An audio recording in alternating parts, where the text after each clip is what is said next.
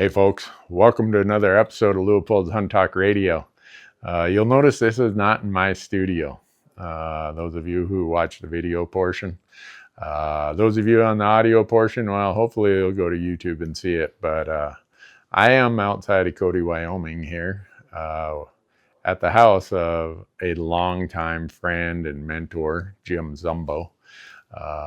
Those younger people, you need to go and read and see and watch and learn about Jim Zumbo and what a monumental figure he's been in the Western communication, writing, media space, from Outdoor Life to his books to his TV show. He and I sat together on the board of the Elk Foundation for a couple of years. He's always entertained my questions and my emails, and just a fantastic guy.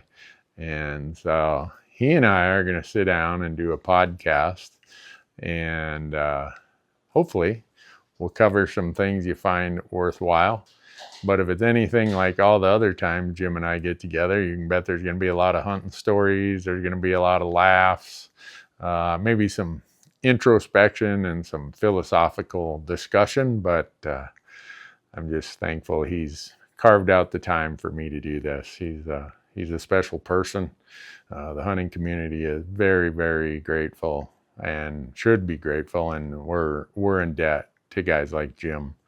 And I'm just happy to be here, and we'll see what all the conversation is. It's probably going to be hour and a half, 2 hours of big lies, big storytelling, and hopefully makes all of you laugh and gives you something to think about. So thanks for being here.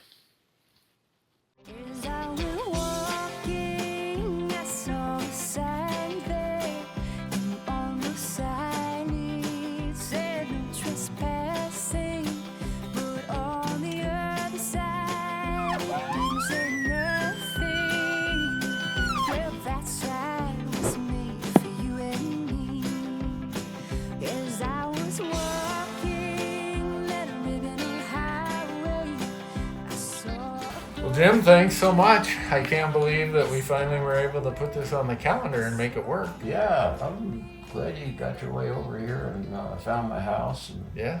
Started off at your house at 4:30 in the morning. As slow as I drive, I gave a little bit of lead time, but no, we've been trying to do this for over a year now. Yep. And well, I'm sure glad you got it put together. So this will be fun. Well, you live in such a beautiful place. Why not drive over here, right? Beautiful house. Folks, when we're done here, for those watching on the video, I'll give a little bit of a clip of Jim's house. It's the reflection of how many years of hunting? Oh my gosh. Well, I started hunting when I was 14. I'm 85 now. Not that old. Did I say that? 71 years? Wow. But you grew up in Pennsylvania or New York? Upstate New York. Upstate New York. Upstate. Not New York City. Yeah. How far do you got to get up north before it's upstate? Oh, probably up around West Point. Highland Falls. Yeah, Highland Falls. That's about 40 miles up. Okay. In fact, I worked at West Point for 8 years as a post forester and game warden, and on the top of one ridge, you could see the Empire State Building on a clear day. Really? Yeah. Wow. West Point has 16,000 acres of woodland and lakes and streams. Anyway, I don't want to get off the subject, but that's kind of the dividing line for upstate New York. Okay. So how did you end up there? Is it you went to college for writing or for biology or forestry? To where? Here? Is it no, at West Point? I mean, how did you end up taking a job being Well, my first job, I got an associate degree at Paul Smith's College, which is way upstate New York in the Adirondacks. Okay. And then from there I went to Utah State and I got my bachelor's. Okay. Right after there, I got a job for the Utah State Department of Forestry and Fire Control, mostly fire suppression. Okay. And I was there a few years, and my dad was a car salesman, and he knew the chief of roads and grounds at West Point. He sold him a car, and he said, "Hey, we got a vacancy. What's your son doing?" So my dad was all excited, Yeah. So he called me. He says, "Hey, you want to work at West Point?" And I could see I was kind of at a dead end in Utah at that job, So I applied for the job, and I got it. Wow. So I worked there for 8 years. 8 years Yeah. there. Yeah, my son went to college at Cornell, Oh, really? north, even further north. Yeah, yeah. And a lot of people don't know this, but Cornell is the only Ivy League that has an ag college, and they have a forestry or a forest there that the students can deer hunt. I'll be darned. Yeah. I should know So that. he brought a shotgun back there. It's shotgun only. Oh, really? Yeah. On that. Yeah. But I think girls got in the way of his hunting for that 4 year period. Oh. So, but I went back there quite a few times, and I was quite impressed Yeah. with upstate New Yeah, York. that's an interesting area. But that whole Western New York is a whole different world. You know, people don't realize it, but from the last I heard, New York was the second top dairy state next to Wisconsin. Really? So Wow. yeah, it's a lot of farmland. Yeah. So after that, you came back out west again? Came back out west, worked for the BLM as a wildlife biologist, and then I was freelancing all that time. My first story ever was when I was at Paul Smith's. I wrote it for a little college paper. Anyway, you know how things go from A, B, C, D. Well, Yeah. eventually ended up in Utah as a wildlife biologist in Vernal, Yeah. and so I was kind of wanting to live in Wyoming because I often would apply here for a non-resident. So at that time, the kids were ready to. One little girl was about to go into kindergarten. One was about to go in high school. So we just moved to Cody, and so that's kind of how we got here. Called it good. Yeah. Yeah. But the reason I chose Cody was because I don't know if you remember a fellow by the name of Gabby Barris. Gabby, if he was still alive, he'd be, golly, 20 years older than me, which he was. But I met him once at a writers' conference, and I saw a picture he'd taken. He had won a photo contest, and it had two big mule deer laying on a ridge. And I didn't know him. And he was standing by me. He says, "You like that picture?" And I said, "Yeah, I love it." He says, "I took it." I said, "Really? Where'd you get it?" He says, "Over by Gardner, Montana. You ever been there?" I said, "No." And he says, "Well, sometime we'll meet up." Long story short, we met up. And he took me to that spot, and he actually took it from someone's back porch. I thought he had packed it all the way in someplace and gone 8 ridges away from the truck, you know. So we got to be really good buddies, and a lot of times I'd pick him up in Cody from Vernal, and I'd take him back, and I thought, gosh, this is a cool town, you know, Yeah. close to Yellowstone, and we got all the big game hunting right here. I mean, every species in the West is within 5 miles of this house. Yeah. So anyway, decided to move here. We came up in '85. Okay. So, Wow. yep. And That's you kinda haven't how it looked started. back. What's that? You haven't looked back. Oh no, Yeah. no. When I was working for the BLM, I was very careful not to mix my writing, my freelancing, with my job as a wildlife biologist. So we had cubes in the office, you know, and I'd never use the phone. If I had to, I'd go across the street to a payphone. There were no cell phones then. Yeah. So I got a call one day from the executive editor from Outdoor Life, and he said, "We're offering you a job as Western editor." I said, "What does that mean?" He says, "Well," he says, "you know the Yellow Pages, that's back in the days when that," he said, Yeah. "you would be in charge of that, and you'd have 19 states and about 50 writers working for you." And I said stupidly, "Is that a full-time job?" He said, "I think so." I said, "Let me talk to my wife." And I went home and I said, "What do you think?" She says, "If you turn that down, you'll regret that for the rest of your life." And here I had government, all the nice, you know, the pension and the health and all that stuff. So I called them back and I thought I'd take it. Yeah. So at that point, I went to work as Western editor, and then they made me editor-at-large, Yeah. and then they made me hunting editor, which is what I wanted all along anyway. Yeah. So Yeah. that happened after Jack O'Connor had left, and Carmichael took over the hunting and shooting, and they decided they wanted Carmichael to be the shooting editor and me the hunting editor. Yeah. So that's how that all came about. Wow. I was one of those people who read it religiously. Yeah, you know. It was a different type. I don't know if it was a different time or different people, but the stories were always about the experience and the adventure and the landscape, Yep. and you learned a bit about the species. It wasn't really about Yeah. you guys thumping your chest about, oh, look what I did. Yeah. It was very different. We called them me and Joe stories. or rocking chair stories. Yeah. Now it's all service, how to, where to, Yeah. and we'll probably get into that later, but it's, Yeah. the whole modern thing is so different today Yeah. than the old days. Yeah. So you did that. You had a TV show. Yep, I had a TV show on the Outdoor Channel, I guess right around 2000, and I did that for about 10 years. Yeah. And that was, TV was interesting. I didn't want to do it because I always had a cameraman in my shadow, as you know. And that was bothersome. But I was also still writing for Outdoor Life, turning out a column in features, and so I was pretty doggone busy. And my wife can tell you I was gone sometimes 250 days a year or more. A lot of that was in the sleeping bag. A lot of it was on the seminar circuit, whatever. Yeah. But anyway, that's yeah, it was interesting. When I had one cameraman who lived in Bitterroot Valley down by Victorville, Okay. and I would pick him up, and we would take off for a month. We'd drive up to Canada and do a hunt in BC, maybe a hunt in Alberta, and there was a favorite spot that we hunted up in BC in the Prophet Muskwa area where the Chadwick Ram was killed, and we hunted with that outfitter. As you know, if you hunt big game in Canada, you need a guide. Right.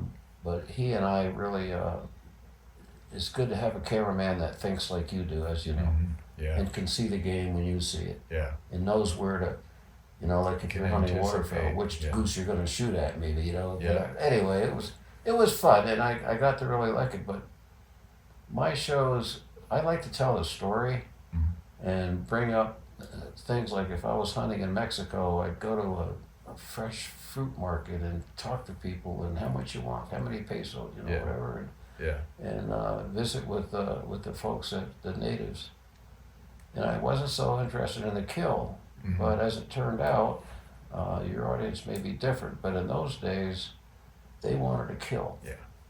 And, it didn't matter how great the story was. There were so many people, we wanted to see Zumbo kill something, which I did, of course, Right. but I also thought I had done some, and I talk about logging and about the progression of plants after fires, and all the shrubbery and stuff. I'd like to mix in the whole conservation thing. Yeah. So, No, I can relate to that. When I was on Outdoor Channel in 2009 and 10, I remember my first season, we sent in an episode that didn't have a kill shot. It was an archery mule deer hunt in northern Nevada, which that's hard enough without a camera. yeah. A camera right over your back. Oh, So yeah. we sent it in, and they're like, oh boy, I don't know, you didn't kill one, and da da da. And so back and forth, they finally said, yeah, your contract says we have to air it, but we're just advising you, these are usually not well received. And it aired, and by then the networks had gotten large enough that they got Nielsen ratings. And it was one of our highest rated There you episodes go, yeah. of the And year. that's something.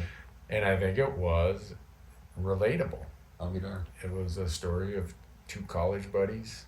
One guy had the tag. I didn't have the tag. My buddy Scott did. Out there exploring a new place, trying to figure it out, and we didn't get one. But You've got a great gift of communication, and I mean, you put people at ease because you're not a type personality. Me anyway. You're more of a laid back guy, and when you talk, people listen to you. Maybe it's by the sound of your voice and the information that you pass on. So yeah, I think that's a lot of it. my wife would say that the fact that anyone listens to him shows you how far a line of BS gets you in America. But no, I think part of that is I grew up in a hunting family. Yeah. I did not know anything other than hunting. Yeah. I remember the first time my dad, I don't know how old you are when your mind starts remembering things and creating memories, but I remember my dad brought a little spike white-tailed buck and plopped it down on our kitchen table and started butchering it. And so at 4 or 5, whatever I was, that was like eyeball to eyeball to me. And I remember touching its eyes. It had that bluish green that they get when they're expired. And he pulls off a whatever cut of meat, and my mom's cooking it within 5 minutes. That'll be fun. And that was one of the first connections to me that food comes from, dead things. But the other part of that was, where I was going with that is, my family were always telling stories about hunting and fishing. And all the people in my little community of Big Falls at the time was 520 people. Everybody hunted and fished and trapped, and they were all telling stories. And so to me, going back, and I did an episode a couple of years ago, deer camps are a big thing in the upper Midwest and way northern Minnesota. And they meant so much to me. It's painful to see some of them just fall by the wayside. Land gets sold, or just people get out of it. People die, they retire, and they get too old. So I went back there and I did it, and we went and visited some of the deer camps that are still there. And I'd hesitated to do it. I'm like, that's so unique to me in my life. No one's gonna want to watch that. Well, the feedback was amazing. I think I saw 5 deer in the week I was there, and not one of them had an antler. So I think the storytelling part of it is what always attracted me to outdoor life, sports of field. I would say you and Jim Shockey are two people who tell a lot of story. The hunt is the reason to tell the story, Right. But it's not shooting an animal that's the reason to tell a story. And I don't know how many of Jim Shockey's episodes I've watched in my life, but they just attract me because it might be some far-flung place that I'll never get to. Sure. But he's always interested in the people and the culture. And so that's that. I wish I had all the old back articles of outdoor life. I don't know if they exist anymore, but when I was 13 or 14, in my high school library, we had all the fur fishing, game, outdoor life, sports of field and stream. Well, for study hall, I had asked Marge Larson, "Can I go up to the library and read hunting magazine?" She said, "Yeah, whatever you're reading, that's good." There was an article that someone wrote about hunting mountain caribou in the Cassie Yards of northern British Columbia. And it seemed so strange that as a 14 or whatever year old I would read that, and it became my life dream. Really? To do that. Wow. Yeah. And so the power of story, the power of words, influences people in a big way. And it did for me. Yeah, for sure. And it wasn't until 2019, so I was 54 years old, I finally went and did it. Cool. And it was beyond what I dreamed it could be.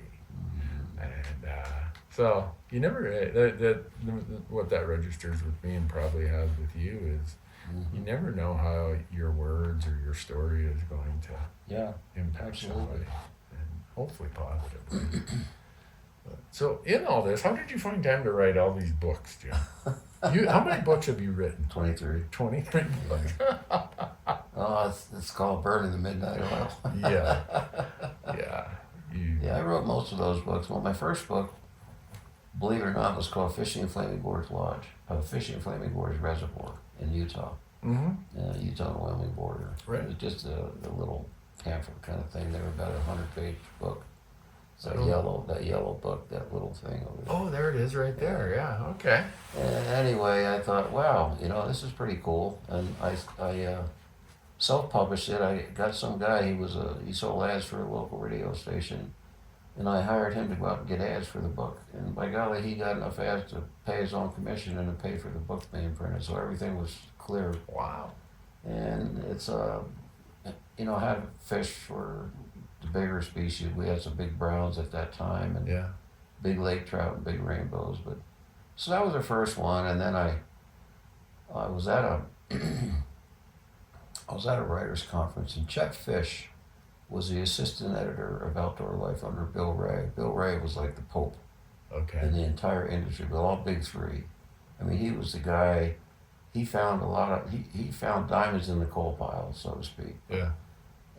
unknown guys like me and Ed Park and Norm Strong and so many of those guys, he would give us a chance. He would at least respond to a query, even if it was negative. Yeah. But at any rate, it was just, I don't know, just working for Outdoor Life was, to me, when my first article appeared, I was so darn excited. You know, I see that byline, like, oh my God. Yeah. It was about a little fish that lives. I'm getting off the subject. No, not at all. This is storytelling. My first article was about a little Bonneville Cisco lives in Bear Lake on the Utah-Idaho border. It's a little 8-inch fish, and Bear Lake is a remnant of the Great Bonneville Ocean, I guess, and it's got some species in there that are found nowhere else. Yeah.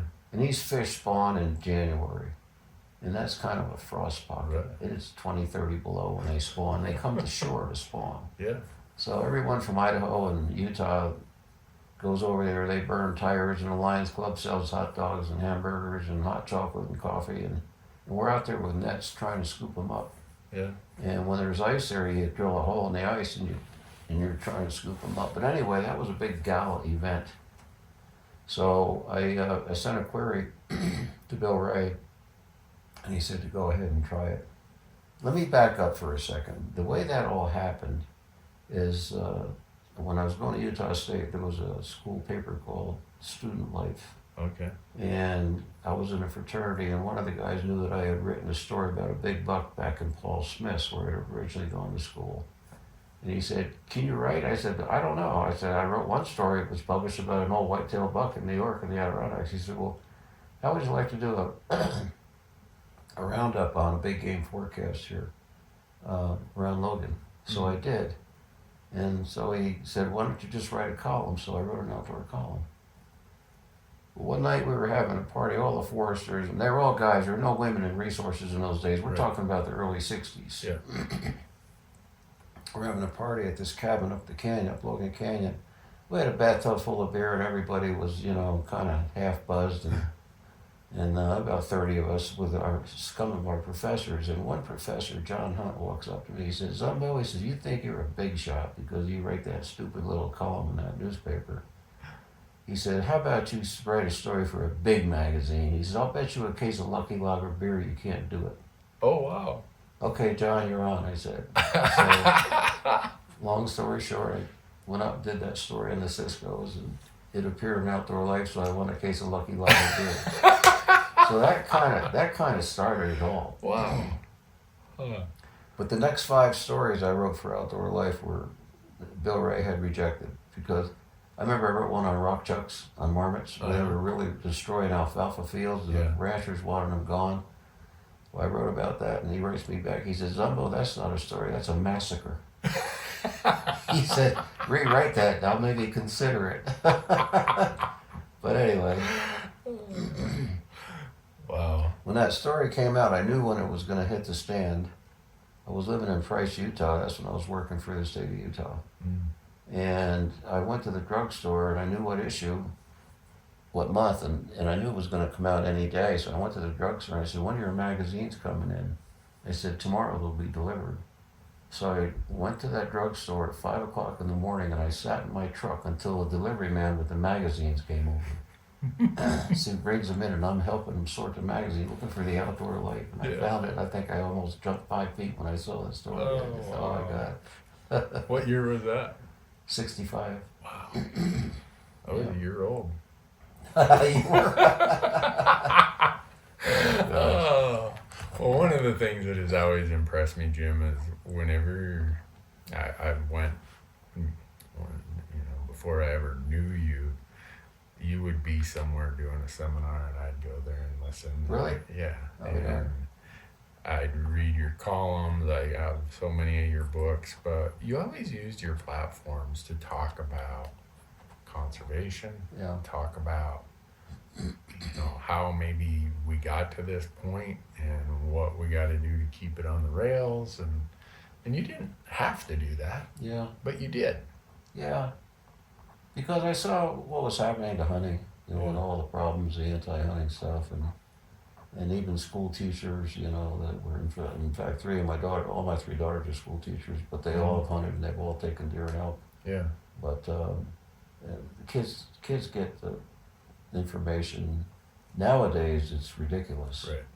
My God, with the internet and all the social stuff that they're doing. Yeah. But even back then, it was getting pretty bad, and I was always so proud of hunting, and I basically we eat wild game. Yeah. Always have.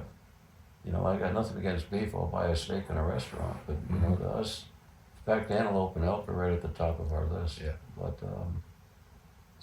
but the ethical part of hunting, I think, was something that always, because my dad and my grandfather and my uncle, we started out. Well, I started hunting with them. We chased rabbits with beagle hounds back in the day. Okay. We had two beagle hounds. My grandpa was a real hunter, and he said, "I'll eat anything unless it's in the dog family." He was an old Italian from Naples. Well, all my grandparents were born in Italy. Okay. And my grandmother would have a big pot going, and we'd go out and shoot the rabbits and clean them, and she'd pan fry them and then put them in that homemade tomato sauce. Uh-huh. And we knew that when we had a rabbit, we were going to eat that thing, Yeah. you know, and that was a big deal, Right. you know. So that, but as far as ethics, my dad was, and my grandpa, and all of them, they didn't break the laws. In those days, it was easy to break laws because we had one game warden in our county in New York. Actually, he probably worked 3 counties. We called him Apple. That was his name, Apple. He was always chasing these mafia guys who'd come upstate and shoot these deer and bring them down to New York City and sell them for venison in the big Oh, restaurants. wow. And they'd get a slap on the wrist and they'd do it again. You know. Yeah. But anyway, so I guess I learned ethics early on, and I always wanted to pass that along. I've written a lot about it and Yeah. sportsmanship, you know. And I probably should have been a game warden, but when I was in my junior year, my counselor said, "Well, if you want to be a game warden, you're going to have to figure that one application out of 200 gets accepted." Oh. I said, "How about being a forest ranger?" He said, "You got a job." So, but I did minor in wildlife, and I was a game warden at West Point for 8 years. But Yeah. so, Well, I go back to, and this is just my passion for elk and what the Elk Foundation has done. You know, and the Elk Foundation wasn't that well known. mhm. You made sure that people knew there was a group out there speaking on behalf of. Well, I was so elk. excited, you know. The first convention was in Spokane in '84 on Easter weekend, and I'd heard about this Rocky Mountain Elk Foundation. What the hell is that outfit all about? You know, it's a bunch of newcomers, you know, doing something, and then I found out that the Pluto elk was going to be there, and so all the 4 biggest bulls. I think Right. 2 came out of Montana, 1 out of Mercer's Wyoming, 1 out out of of Montana. Colorado, the Mercer elk and whatever. But Flutes out of Colorado. yeah. So I took my wife and 2 kids on Easter weekend. She says, "What are we, crazy? Where are we going?" I says, "I just want to see what this upstart organization is all about." So Yeah. we went, and there was a big lineup looking at the 4 bulls, you know, and there weren't a lot of people, but it was just a lot of camaraderie. And I met Munson and Decker, Mm-hmm. and we hit it right off. And Lance Shelvin, Yeah. and a little while later, Bob called. He says, "I'm going to start an advisory board. How would you like to be on it?" He said, "Dwight Shea will be on it, and Dale Burke, and these guys are all past now, you Yeah. know." And I said, "Sure." So got on the advisory board, and then I got on the main board, and Yeah. was on the board for 12 years and served with you Yeah. for a while. But the organization has come so far and it's done so well. Yeah. You know, I'm proud to be a life member, and in fact, I've got a few articles coming out in Bugle now. Do you? Good. Yeah, I've got one out this month that's already come out, but Yeah. it's a good group, and the conventions were always fun. Mm-hmm. You know, like-minded people. Everybody loves elk and loves to hunt elk, and lots of elk stories. Well, I just know that you raised the awareness of what they were doing, of what the challenges were that elk Yeah. faced at the time. And I look at the fact, if people are into score sheets, at the time the Elk Foundation started in 1984, there were 550,000 elk in North America. That's And right. now there's almost 1.2 million, Exactly. 41 years later. Yeah. Most of our other species, unfortunately, don't have that trend line. Yep. And Yep. so it's, Pretty amazing. yeah. You in your humbleness and humility, you give the aw shucks, but you use your calling and outdoor life a lot Well, to promote yeah. the Elk Foundation. But you know, one thing too, being an Eastern kid, I had no idea what an elk was. I saw my first elk in Yellowstone Park in 1962. Yeah. Our wildlife class from Utah, we got on a bus with our professor, and 30 of us, and we drove to Yellowstone. We spent some time in Jackson, which was totally different. Mm-hmm. And in fact, that's when they were slaughtering elk in Yellowstone. They killed 5,000 of them. Wow. And they had butcher crews coming along, and they were giving away to different people. But anyway, well, when I was coming out west for the first time, and what the hell is an elk, you know? Yeah. And finally saw it, and I thought, wow, I was really impressed. And people now, even now, have no idea. I see them all the time. They come to Cody, they go to the RMEF, all the hunters, and they have no. What's it like to get a 700-pound animal out of the woods? 700 pounds is a grand piano. And you got to dismantle the thing, right? And you got to worry about all the grizzly bears in this area. Yeah. And you know what? You've done that a million times. And Yeah. I always like to pass that along because that was me. Yeah. I did. I was just plumb ignorant when that all happened.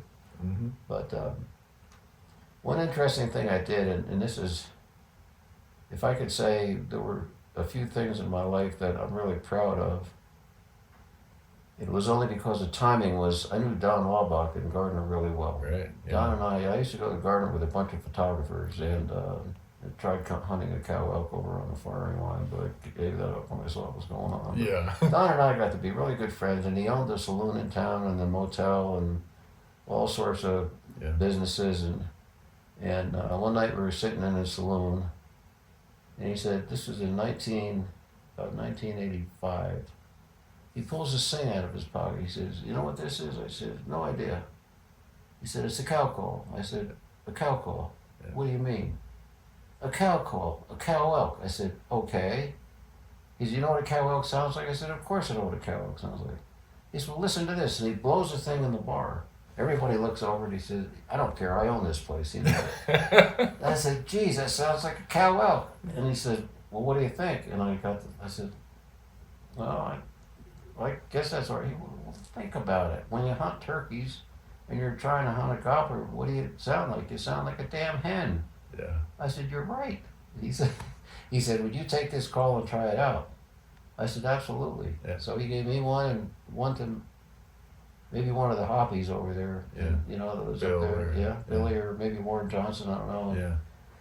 So I tried it for a full year, and by golly, that damn thing worked. Yeah. Under many, just not even calling elk, but just making cows stand up there if they're bedded. They like, what's that other cow coming? All sorts of things, and it'll stop them if you blow it real hard. Yeah.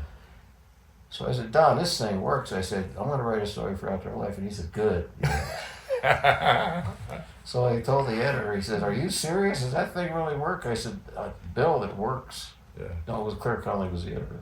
He says, well, I want the story. So I wrote the story in 1986. I think I have the magazine downstairs. I can show it to you. It's called Elk Hunting's Newest Secret.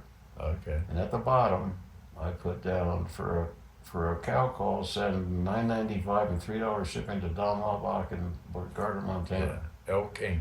Elk Inc. Yeah. And Don says, before I wrote it, he says, well, me and Dee made about a couple hundred calls, you know. And after the story came out, I called him a week later. I said, what happened? He says, I sold 9,000 calls. and so that was a thrill for me, you know, Yeah. only because we were friends and I was able to break that story. Yeah. I remember when some famous callers came out to Wyoming and talked to the Wyoming Outfitters Association. This was right after the call, you know, right after it kind of became public. And one of the outfitters asked this famous call manufacturer, do you make cow calls? And the guy said, what's a cow call? It was that new. Really? But now, I Right. make cow calls you go out with, you Oh. know. I mean, so anyway, that was fun. And, Yeah. No, I remember when it came out, and I probably read your story on it. And for people who don't know, they need to go look up elk ink. Yeah. And it was a plastic. Yeah. It almost was like this little square. Yeah. It looks like a fly box that you'd put a few flies in, and it would close, and it had a band across it, and you could adjust the tension, and you'd bite down on it a little bit, and if you knew how to do it, it was. Yeah, he started making those, and they were in Cabela's, and they were in Bass Pro, and every store in the country was selling them, so I was really happy for him. Oh, that's it. But you were the first influencer, Jim. That's a term they use now. Again, it was timing. Yeah. And it just happened that Don and I were friends, and he knew I was writing full-time for Outdoor Life, and he was hoping for some ink to maybe sell a few calls, but he also wanted to put it out there. Yeah. So I'm just tickled that he chose me to do it. Yeah. Well, him and Mark Henkel. Oh gosh. Who used to be the outdoor editor at Billings. They wrote all kinds of books around elk, how to talk to elk, how to. Yeah. It was. And Gordon Eastman, who was one of my heroes, he got involved with those guys. Right. Yeah. He lived here in Cody for a while. Yeah. I remember watching some of Gordon's first videos. They were fascinating, captivating to me. He'd fly his little plane up in the Arctic and live with the Eskimos, and my God, he'd put out those old movies, the old music, and you could still see him on YouTube, you know, and it's just another time, another life, just really great. Yeah, sitting in my office are rolls of 8 and 16 millimeter tape from the 1920s. Oh my gosh. Or 30s. My family homesteaded in northern Minnesota, and they built a lodge on North Star Lake near a little town called Marshall called Idlewild Resort. And so the one brother, Walt, so my great-grandfather's brother, Walt, would go to Chicago and play these reels that he'd been recording of people fishing up there. I have them, and I got to get them spooled and digitized. Oh man, that would be fantastic. Yeah, every time I look at them, I'm like, I have to do that. I'm sure there's no audio to them or anything, but when he talked about Gordon Eastman, and you would hear his narration, and you knew it wasn't like today. We assume that video always had audio with it. And it was not the case. And so someday I got to go get those, because that'd be fun. He would record people fishing. He'd haul all of this camera gear up there. And I have pulled and looked at some of them, and you can see that there are people back then it was rowboats. No one had a motorboat, but so those kind of things are, to me, I hope that the audience of today who's immersed in digital media understands how it was and where it came from. Oh my gosh. Because I remember when outdoor TV kind of took over the presence of hunting. It was everyone all of a sudden the Nashville Network, TNN. Started having hunting stuff on Saturday and Sundays. And that was all mostly down in the southeast, and a lot of whitetail hunting, a lot of other stuff. Occasionally there'd be the novelty of a western elk hunt. But boy, when that took off, it took off in a big way. It sure did. And it seemed to me that it diminished the emphasis or the interest hunters had in a lot of the print stuff. Whereas me, I was still I'm a reader and a writer. Not a writer like you, but I like to write a lot, and I like to read. Your stuff is great. And so to watch that transition, and then along came the internet, and then TV took a hit, and now a lot of the popular titles, like Outdoor Life, is really a robust digital platform now. It went through its ups and downs, but our buddy Andrew McKean is there with Alex the editor now, and the crew, and they've adapted to what the new distribution platforms are. I think Field and Stream is coming out with 2 a year, aren't they now? Something like that. Yeah, I don't know. Issues. They just started a podcast. I was the first guest on their podcast You were? Yeah, that they did. Oh, It cool. just released last week with Sam Solholt. Mm. And they have a website. They bought the Holiday Inn in Bozeman, Montana, They did. and they've made it into a, I guess you'd call it, the interior decor is like an old fishing lodge from Wow. northern Michigan in 1920. Holy smokes. Yeah, Well, that's cool. yeah. So I'm not exactly sure exactly where they're going with that. And then at Sports Afield, Diana is still there. No, she does a great job. She does an amazing job. Yeah. And That's the only one of the big three that survived as a monthly yeah, paper. yeah, As you know. yeah. So a lot of that changed, and you got all these books here, Jim. Are any of them available as digital books? Not really. They're pretty much, well, they're all out of print, but I've got some around. I wrote the three To Heck with Elk books. To Heck with Elk, To Heck with Moose, and To Heck with Deer. And Yeah. that's really a dumb title, but at the time I wrote them, I thought I'd be catchy. People say, why don't you write a compilation of your stories? I did. They're in the To Heck books. Yeah. Each book has 30 or 35 of my hunts. Yeah. They're And great. that's all it is, but Yeah. it's, so anyway. No, So the other cookbook, other than me selling mine on eBay, is there a place people can buy your books anymore? I don't know. Okay. I really don't pursue it anymore. Okay. So Huh. the venison cookbook, Amazing Venison Recipes, that thing took off. That was by far the best seller. Yeah.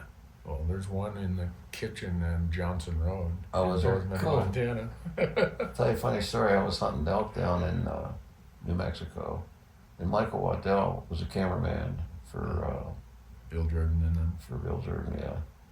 And I was hunting elk over a water hole with a muzzleloader. I was with Tony Knight, and I shot an elk. And Michael told me, he says, "You're the first guy I ever filmed that actually killed an elk." He says, "Yours was actually the second elk hunt. The first guy, Steve, somebody who was in charge of licensing, he didn't get an elk, but he always likes to tell me I was the first one." But at that hunt, we were in the lodge, and Bill said, "Hey, you got a cookbook, right?" I said, "Yeah." He says, "Why don't you do a recipe for us tonight, and we'll put it on the show." And I'm not a businessman. I'm the world's worst marketer. I said, "All right." So I did a recipe, and he filmed it. He put it on, I don't know if it was on TNN in those days or Realtree Outdoors. When that show aired, we got 1,500 orders in 3 days. For your cookbook. And the phone rang off the hook. We had a regular phone. I mean, it was crazy. So Madonna, my wife, we hired an answering service in Billings with real people. Yeah. They all had their little cubes, and they knew about the book, and they even took credit card orders for us. Wow. And he did it again. And the next time he did it, we had an 800 number, and we had another gal sitting here waiting, and we sold another, even more, like 2,000 books. But just from those two shows that he had done, that was just crazy. That paid you back for what you did for Dawn, Uh-huh. right? Yeah. Right Yeah. place, right time. Yeah, absolutely. I'm sorry, Joe, the editor, probably wonders why I'm pausing here, but I'm just making sure our batteries are still running. Okay. Because you and I have both done enough TV and other Yeah, stuff where for sure. a camera guy stops you. Oh, Hold my on, God. wait. Oh my gosh. Batteries are dead in the microphone. Or there's not enough light. Yeah. Oh, that used to make me so mad. Because as you know, sometimes the best hour is the first 10 seconds of shooting For light. sure. And he's standing there like, don't shoot. You're at your cameraman's, he's the boss. Yeah. If he ain't got it, you ain't got it. You aren't shooting. Yeah, I admire those guys. I mean, they really do. Like I said, this fellow that lived in Lynn Berlin was his name. He worked for Tony Shonen Okay. for Stony Wolf. Mm-hmm. In fact, I did 4 or 5 videos for Tony. Yeah. And when the Outdoor Channel, they dragged me screaming and kicking to do a TV show. Jake Hartwick was a vice president, and he said, "We want to do a TV show." I said, "I don't want anything to do with TV." I said, "I've got to do sponsors and all that." He said, No. He said, "You just find a cameraman and we'll take care of everything. We'll get the sponsors. You just go hunt and turn in a master thing." Yeah. And so I've been working with Lynn, with Tony Shonen, and so I asked Lynn if he wanted to and he basically came aboard full time. Oh, wow. So, but he was a big, tall guy from somewhere up in northeastern Montana. No wood, something. Plentywood. Yeah. That's where he was from. Okay. Rancher guy, tough guy. Yeah. Carrying all that heavy stuff, heavy tripods and batteries, and my gosh. Lenses. Yeah. And you're stumbling through the woods, and I remember I was hunting an ocellated turkey in the Yucatan. I wanted to get the World Slam on turkeys. Uh-huh. And back in those days, you couldn't call them. They like sing, you know. Oh, really? And when they hit the ground in the jungle, that's it. Huh. So in those days, it was ethical to shoot them off the roost. That's what everybody, even Rob Keck did that. I think everybody did. Yeah.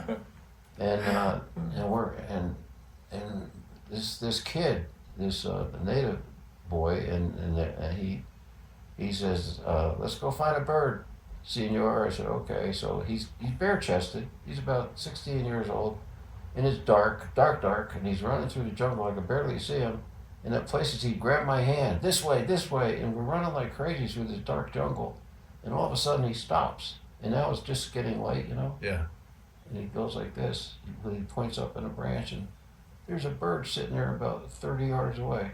I said, holy smokes. And I raise my gun, and Lynn says, no, I don't have enough light. I said, now this bird is looking like it wants to pitch off, right? Yeah. Finally, he says, take him. Bang. Yeah. Nowadays, it's all different. They hunt them out of blinds, and these birds, they walk into these fields. But I wrote about that, and I had to apologize 16 times because you don't shoot a bird on a roost here. You know, it's illegal and unethical. In some states, but that's the way it was done. Yeah. But that doggone camera, boy, I was ready to take that thing and. Yeah. You've been there many times. I know you have. Many times, and a lot of people will ask, "Well, we got any advice about what I should do? I want to start filming hunts." And well, you better develop a lot of patience because the filming part is going to mess up a good share of your opportunities. But I'm blessed to have had so many great camera guys in my current careers. Is that fun? And the other part is the camera gear now with the new apertures and everything. It's no longer I don't have enough light. Okay. It's really just the last 5 or 6 years. Yeah. Now that everyone has switched over from the old camcorders to the new, you know, like the SLR type full frame cameras. Right. It's made a huge That's what I understand. difference. I haven't done TV in a long time, and a lot of guys have told me that as you said, no longer the issue of not having enough light, which is great. Yeah. Because that was such a big problem. Yeah. Now it's just having, you know, if you have 2 camera guys with you, and there's 3 of you, that's 3 times the amount of movement, 3 times the amount of scent, and 3 times the amount of noise. Oh gosh, yeah. And the smart animals, they know what's up. But at one point, the Outdoor Channel purchased another company, and that company was responsible for my show, and they wanted 2 cameramen. Yeah. I said, oh, 1 is enough. Come on, you know. But we did it. Because they wanted a different angle. You know, they wanted me shooting. They wanted the animal getting hit and everything. And so, we on our archery hunts, we do 1 camera guy. You have to. It's just you're trying to get within 30 yards. Rifle hunts, I would say half the time we have 2 cameras, but you just have so much more latitude. You know, you get 200 yards away. Sure. The animal's still not quite dialed into what's going on. Yep. So, but well, you've seen so much of that change, Jim. For 1962, you said your first article was published. Yep. 62 was my first trip to Yellowstone. Oh, okay. And 65, I believe, my first story came out. Okay. It was called Nothing Like It, about those little fish in Bear Lake. Okay. My first story. Huh. So, what's that? 60 years ago. Pardon? 60 years ago. Yeah. Yeah. Yeah. So, what you've seen in the change of, you know, people reading books versus now, like I'm driving down here, I'm listening to an audio book on the way down here. There you go, It's like, well, why not? we used to try to move the dial till we got the nearest AM station to listen to Conway Twitty and Hank Williams or something. Now, with our phones, it's like, oh, I'm gonna listen to this book. You know, I got a 22 pickup. Just got it here recently, and my other truck broke down in the tunnel. Oh, we're here outside of town. Yeah, I had no forward gears, just reverse. just so your listeners, your viewers know, there's a tunnel a half a mile long between here and Cody. Right, between Cody and Wapping. And we were coming home from Elkhorn, me and a rancher buddy of mine, and all of a sudden we were 3/4 of the way through that tunnel, and all of a sudden the truck just stopped. Oh no. I said, oh no. And it's just 2 lanes wide, Right, yeah. and the shoulders are like that. Yeah, It's an old tunnel, Yeah. and it goes straight up, right. And that's the main road to Yellowstone from Cody. Yeah, There's you've got it there's blocked. like 750,000 vehicles go through that tunnel. But this was in November, and Yellowstone was closed. Anyway, I had to back out of that thing. Long story, it was a mess because people were wondering, why is this guy backing out of this narrow tunnel? So I picked up this truck, and because I called AAA, and that's where they dumped my truck, and it was pretty much totaled. It was an old truck. Huh. This truck doesn't have any place for a DVD No. or a CD. No. I mean, a CD. They There's don't. no slot. There's nothing. Nothing. So unless you got a phone or something, you know, or you can Yeah. plug something in, there's so many dials on that thing, I can't figure out half of what the hell they mean. Yeah. No, my truck's a 2019, and it doesn't have a place for my, Dwight Yoakam DVD or CDs or anything. And my son is my chief technology officer, right? Yeah. You got to have a young person in the family and call him up. Hey, can you tell me how I do this? And you just hear like this pause of exasperation. Like, all right, Dad. And he walks me through step by step. I figured out how to Bluetooth a lot of stuff. Okay, yeah. Once you have your phone in there, I guess, it stays there and it automatically senses it. I'm like, don't screw it up, Randy. Whatever you do, don't hit any button. I've got to do all that too. Yeah. So when you were in Utah, Jim, was that kind of the good old days of mule deer hunting? Oh my gosh. Yes. I think, I shot my first mule deer in 61 on Blue Mountain, which was about 2 miles inside Utah from the Colorado border. That would be Moffat County in Colorado, but I was just across the border in Utah. We went out with my wife's, with her and her dad and uncles and brothers and everybody. We had a great big giant tent out there on BLM land, and there were big bucks everywhere. Really? You know, you say there's a 4-point behind every tree. That's not true, but there were so many big bucks. That was the banner years of mule deer. Yeah. And you can look at the record book and see that. You know, like the early, I guess the late 50s on into maybe the mid 60s. Yeah. It was incredible. Yeah. And I was working as for the forestry department in Utah, and 1/3 of the state was my territory. Oh. I basically was a consultant. I'd get free advice via the state to ranchers. I'd cruise timber for them, or if they wanted to grow a Christmas tree farm. So I got to know a lot of the state, and gosh, there were just big bucks everywhere. Yeah. You're right. And then there came the big mule deer decline. And in 1972, I went to a meeting. I think I was maybe at West Point then, but I came out west a lot. I went to a meeting with scientists and biologists and game wardens and everybody. We were going to discuss the mule deer decline. I was sitting next to an old game warden, and they talking about parasites and winter kill and starvation and disease and you name it. We left, a bunch of us, with that old game warden. We went to lunch. He says, "You know what they didn't talk about?" I said, "What's that?" He said, "The 30-06." And they didn't mention Hunter Harvest. Yeah. At least up until that part of the program. But I thought that was so darn funny.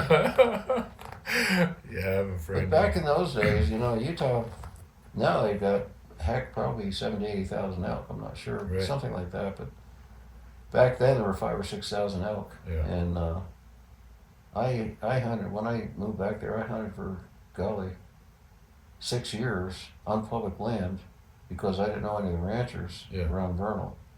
And it was just packed with people. Wow. And like I say, there were a few elk, and lots of them were on private land because it was more restricted. Yeah. We got to tell you this one story. So it was the last day of the season coming up. It was the night before the last day, and my son Danny was 12 years old, and he said, "Dad, we're going elk hunt tomorrow." I said, "Dan, we've been hunting for 3 weeks. All I saw was a spike a mile away, and there's a million people up there." I said, "I'm going to pass until next day." "Oh, come on, Dad." He says, "Let's just go one more time." So I almost see a tear forming, I said, "Okay, we'll go for half a day." Yeah. So we drive up in the morning in the dark, and I see tail lights going up the mountain in front of me, and headlights behind me, and people parked all over the place. So we get up on the mountain and kept on driving down off the other side where there's some really dry pinyon juniper, just arid stuff, Yeah. no water or anything. And I didn't know what to do. Because I'd hunted all that, and I'd hunted hard. I hunted the timber. I sat by meadows, early in the morning, late in the afternoon, never saw anything. So we drove down to that cedar country, and a truck came up with some guys I knew. They were going to town to buy some livestock at an auction. They said, "Hey, Zumbo, there's a water hole down there, and it's iced over, and something broke through the ice. We don't know what the heck it was because you can't really see any prints." Well, that's interesting. So got nothing better to do. So I parked the truck away from the ice thing, and Dan and I walked up on this hill, and I went around a corner, and here's a cow elk. I couldn't believe it. I mean, I'd probably seen 4 elk in 3 weeks. Yeah. Here's a cow elk 300 yards from the road. I said, "Look at it." And what's interesting here was my wife had a cow tag. If I wasn't an ethical person, Right. bang, go home, get her, put Yeah. the tag on it, which was done. Oh yeah. But I told Danny all that later, and he understood. So she walked off, and we went another 100 yards, and I saw this elk laying under a juniper tree, and it was blonder. Yeah. Well, I didn't know much about elk at that time, and I left the house, and I was so uninterested I forgot my binocs. Mm-hmm.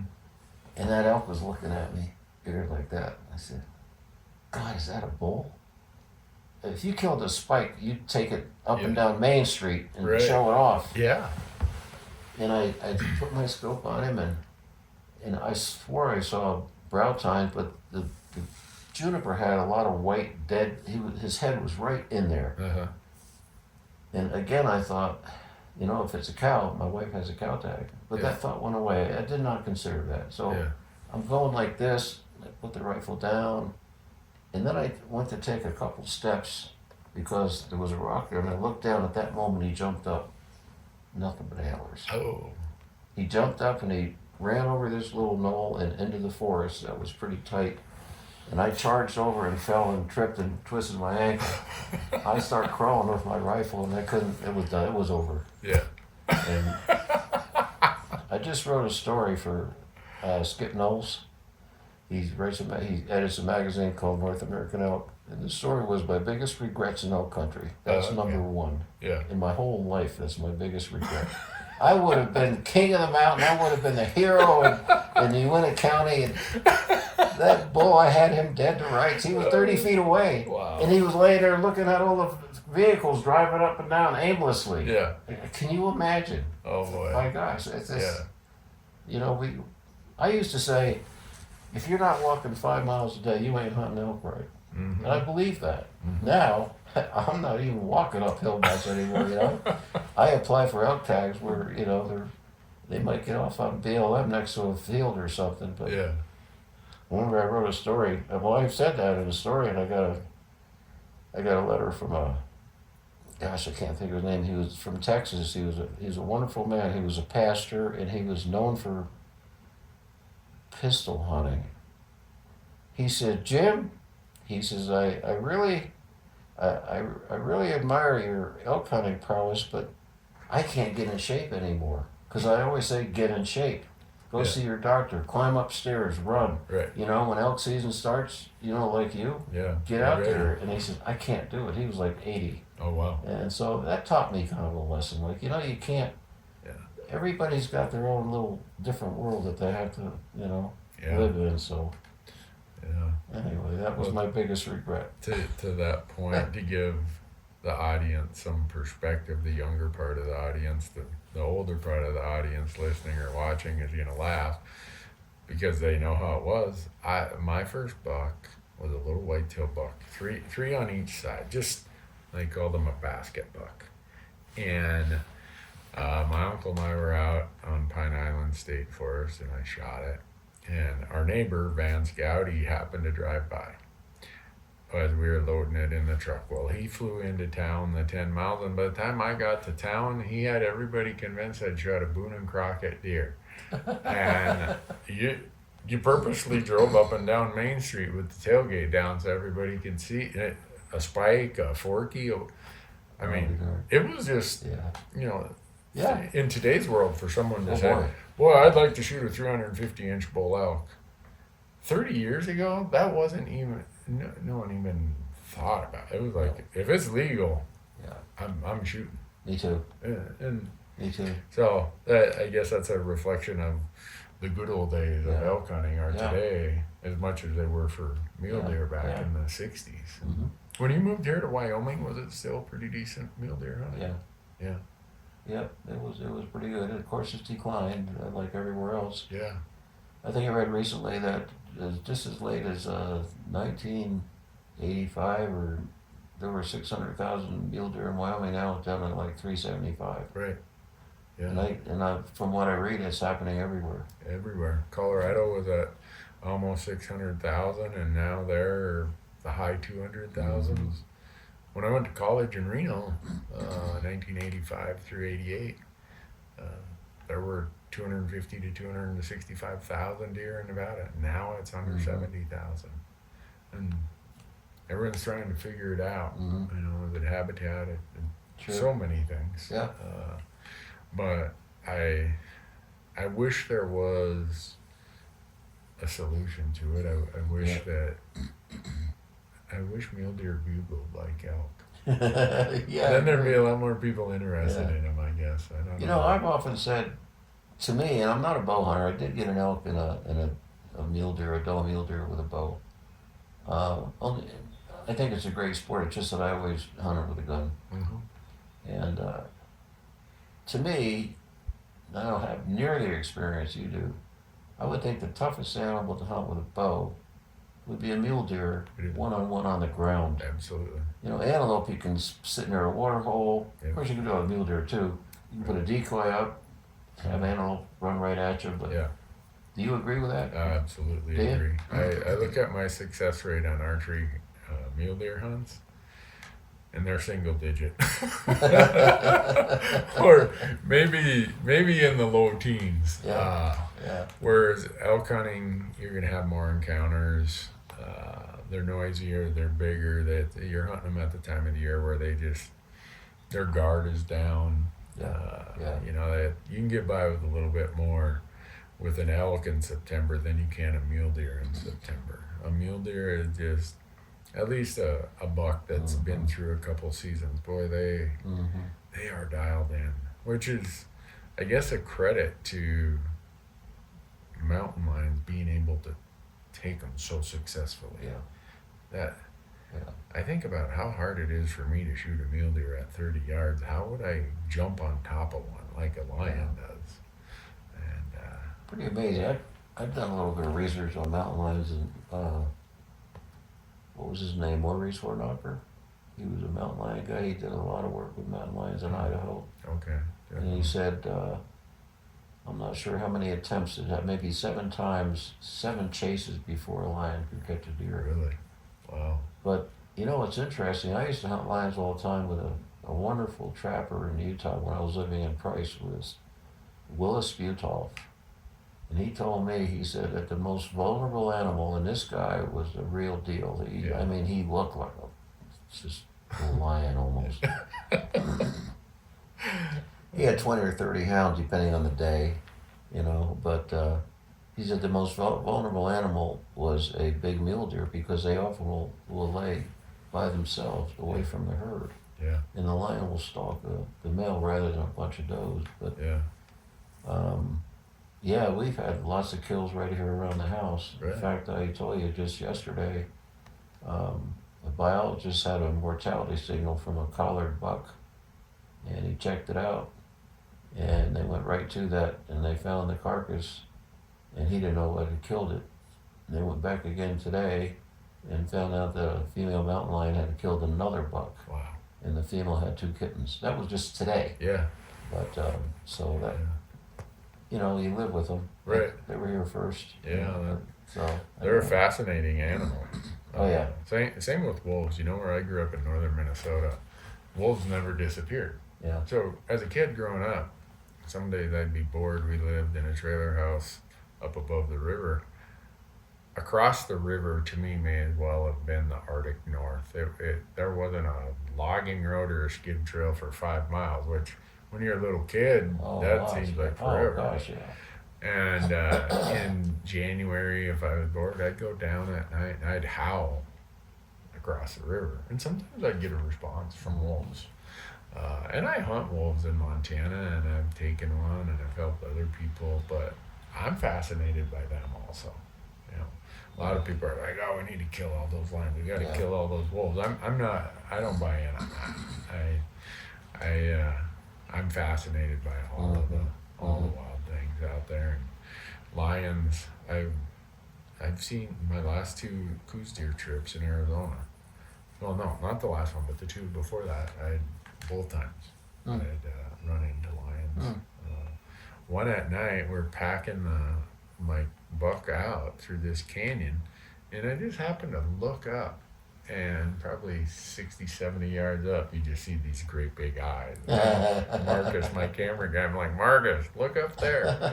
He's like, "Oh my goodness." And so we put our lamps on really high, and we could see it was a lion, and he got up and moved off, and we make this big arc in the canyon, and pretty soon I look up there, and here he is. I mean, I'm sure he didn't have any intention of coming after us, but I suppose he saw or smelled or whatever, thought, there's a deer somewhere around here. But so those kind of things, you know, I love pronghorn hunting where you live here in Wyoming, Jim. I can't even tell you the number of fond memories I have of pronghorn hunts with my son and friends, and we're just, I tell people pronghorn are the gateway drug to Western hunting. That's kind of actually one of the pronghorn antelope is kind of one of the reasons how I landed in the West. The first time I came out to go to Utah State, I was on a bus before any interstates. I-80 was US 30. And that bus stopped at every stinking town in Nebraska and Iowa and everywhere. Took something like 75 hours to get from where I lived to Logan, Utah. Wow. And it was nothing but corn and corn and corn and corn from horizon to horizon for like 4 or 5 states from Ohio all the way west. And I was sitting there at the window seat, and there was a large guy sitting next to me, and he was snoring away. It was just breaking light in the morning. And I look out the window, and I see these buttes, no corn. Yeah. And I see this sagebrush. This is my first look. Yeah. And I see these animals, and my God, look at the antelope. And I woke him up, you know, and he, what? I said, look, there's antelope. Because he went back to sleep. And at that moment, I said, I'm going to live in Wyoming. Yeah. And so it's kind of full circle. Yeah. But So you were down. When did that happen? You're somewhere down by Cheyenne or somewhere? Oh, we were probably, somewhere near Cheyenne, or maybe even near Rollins. I don't know. Okay. But it was during the night, and that we had probably entered Wyoming. But that was a real moment for me, because when I was raised, you know, I was a city kid. Yeah. I lived in a town of about 35,000 people. I always lamented the fact that I wasn't born on a ranch as a cowboy. Uh-huh. I watched Hopalong Cassidy and Gene Autry and Roy Rogers and Tom Mix, and most people, who are they, you know? Little tiny television set like that. Black and white. Yeah. So I watch all those guys, and I say, boy, I wish I was born out west. And that always bothered me, and I knew that someday I was going to go out there. Yeah. And I wanted to work in the outdoors ever since I was a little kid. Yeah. To do something. Well, So you've done all that and then some. Well, it's been a good life. Yeah. I've traveled a lot and I've done a lot of stuff and I've met a lot of fun people. One of the neat things about working for Outdoor Life was the editors always wanted me to find the expert and go hunt with that expert so I can pass it on to the readers as a service Right. to the readers. And I did that. I met a lot like Rob Keck with the Turkey Foundation and lots of famous folks. One of my biggest thrills was meeting Chuck Yeager.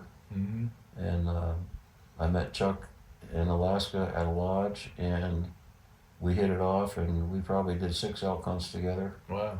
and maybe half a dozen fishing trips.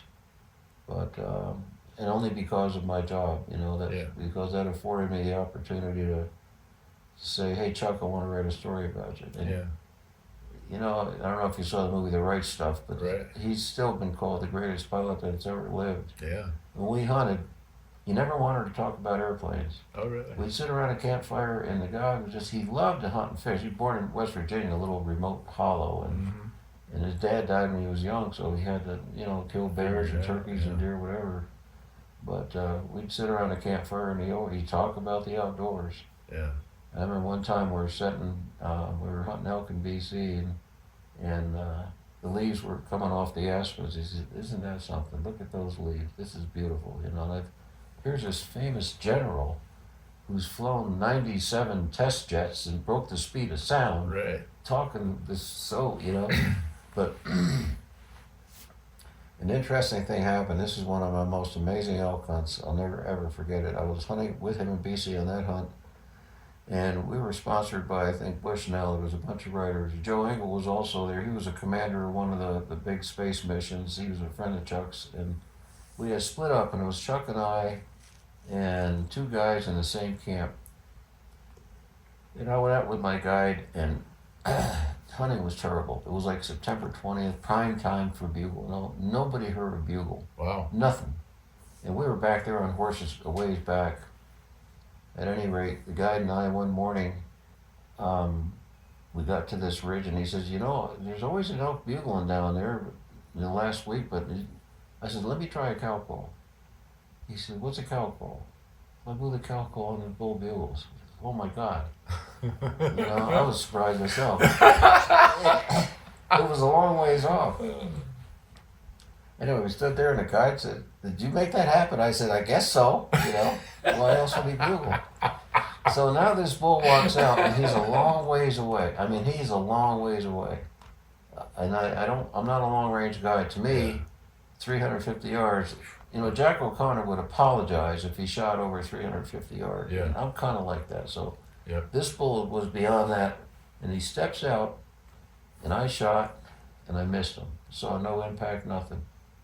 I thought I saw it hit low, and I shot again. He still just kind of stood there looking around. The third shot, it looked like he just kind of, went like that, and he jumped and he ran off into the timber.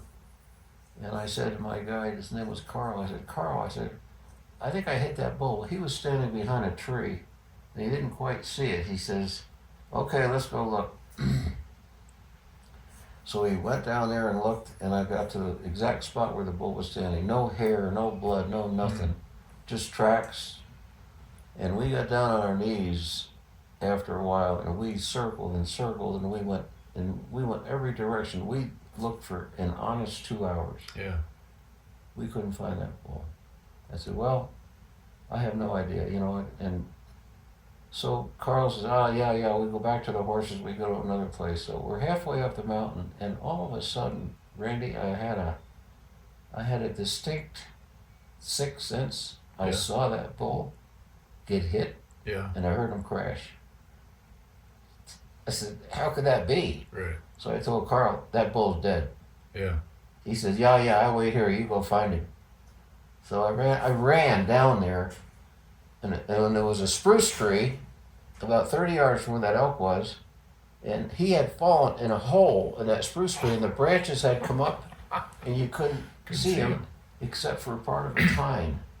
And I crawled right by that thing, and I didn't think to look in the spruce tree, and I don't know why I didn't smell him, but I didn't. And I found that stupid bull. Wow. Sorry, I shouldn't say that. But Oh, so anyway, we go back to camp, and we dressed him out, went back to camp to get some pack horses, and Chuck was back there. He heard the shot. yeah. He said, "What happened?" I said, "I shot a bull." He said, "Why'd you shoot 3 times?"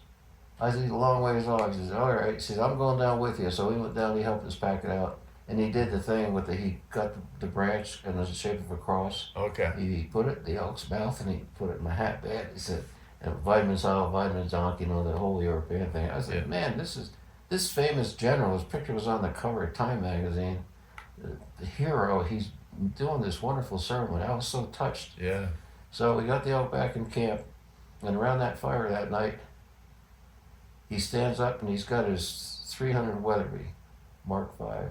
He walks over. He says, "Zumbo," he says, "if you'd have shot a real man's gun, you'd have shot that damned elk on the first shot." He says, "Get rid of that pipsqueak 30-06. Here's a man's rifle." And he gave me his Weatherby. Wow. Wow. What he That's didn't know impressive. was I was going to give that gun to my son anyway for Christmas. Okay. That was my 30-06 Model 70, pre-70. 364. 364 Yeah. that I bought in 64. Huh. But anyway, so that was quite a deal. Yeah. And luckily, since we were in Canada, I said, "Chuck, would you write something to the effect that you would give me that gun with the serial number and the date?" So they got me across the border. So now I still got the gun, of course. I Oh, could wow. prove that he gave it to me. Yeah. Huh. But the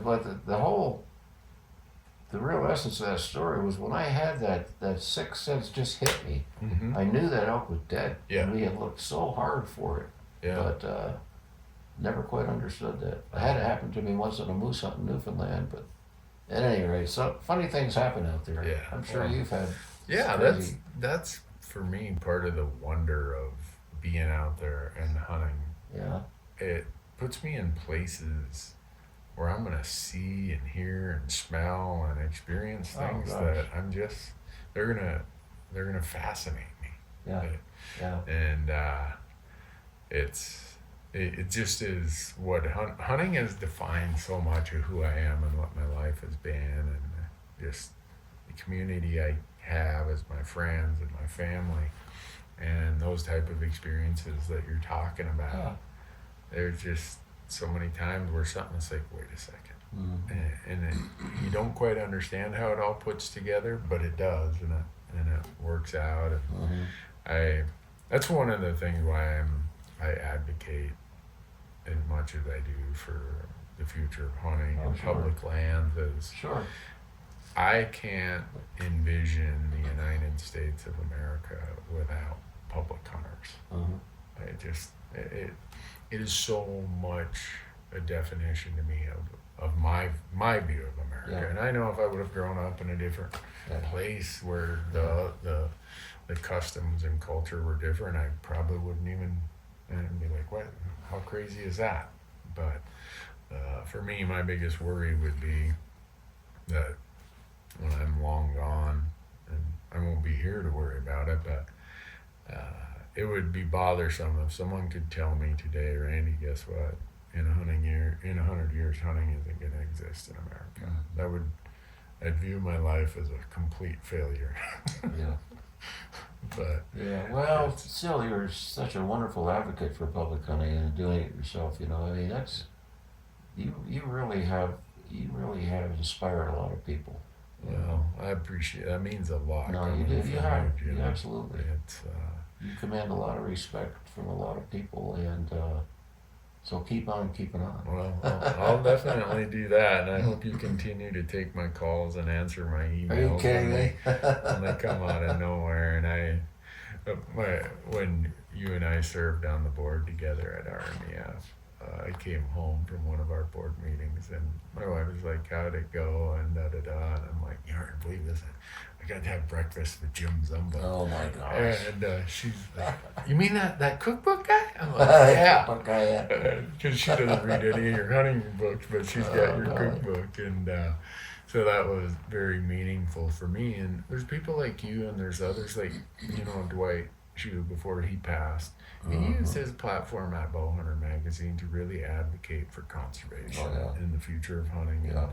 And the few times I got to meet Dwight, I made sure to tell him how that impacted me. That was really important to me, to see how people who I had way up on this pedestal, how they were always giving the message, we got to give back. We got, someone built it for us to be here.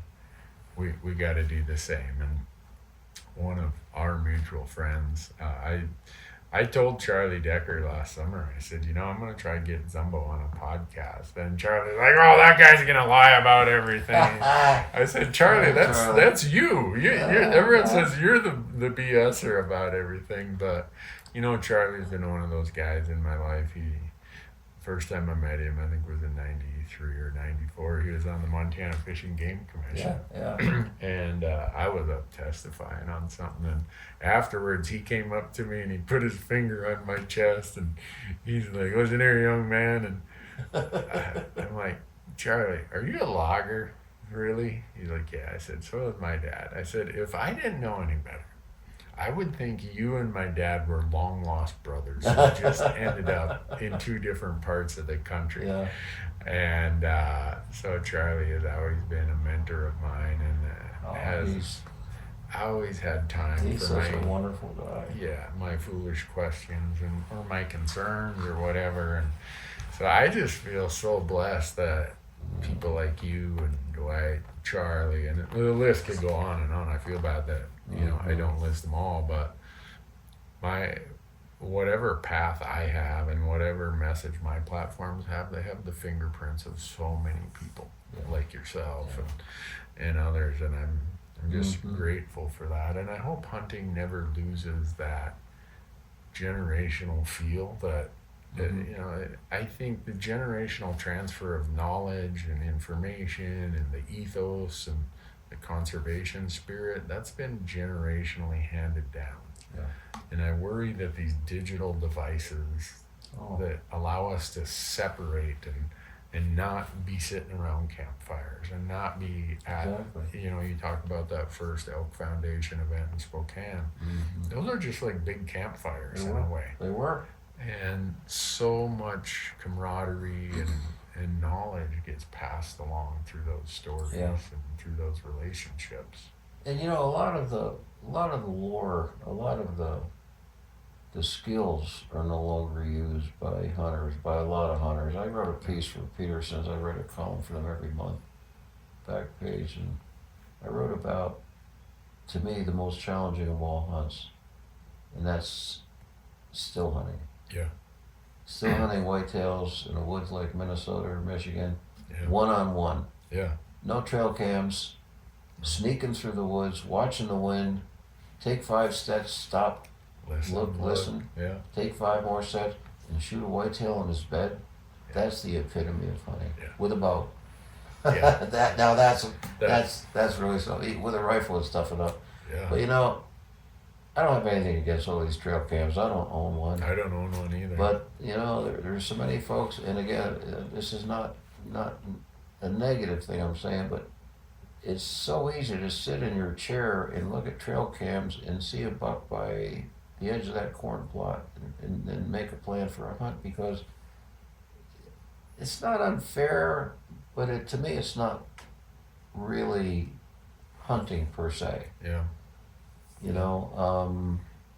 One thing that I used to love is when you're out hunting with a bunch of folks, and before phones came along and before two-way radios, you'd go to camp and there'd be some suspense. I heard 2 shots where Joe was. I wonder if he got something. Great, yeah. And you go to camp, you're all excited. Boy, Joe must have got one because I heard a shot or 2 shots.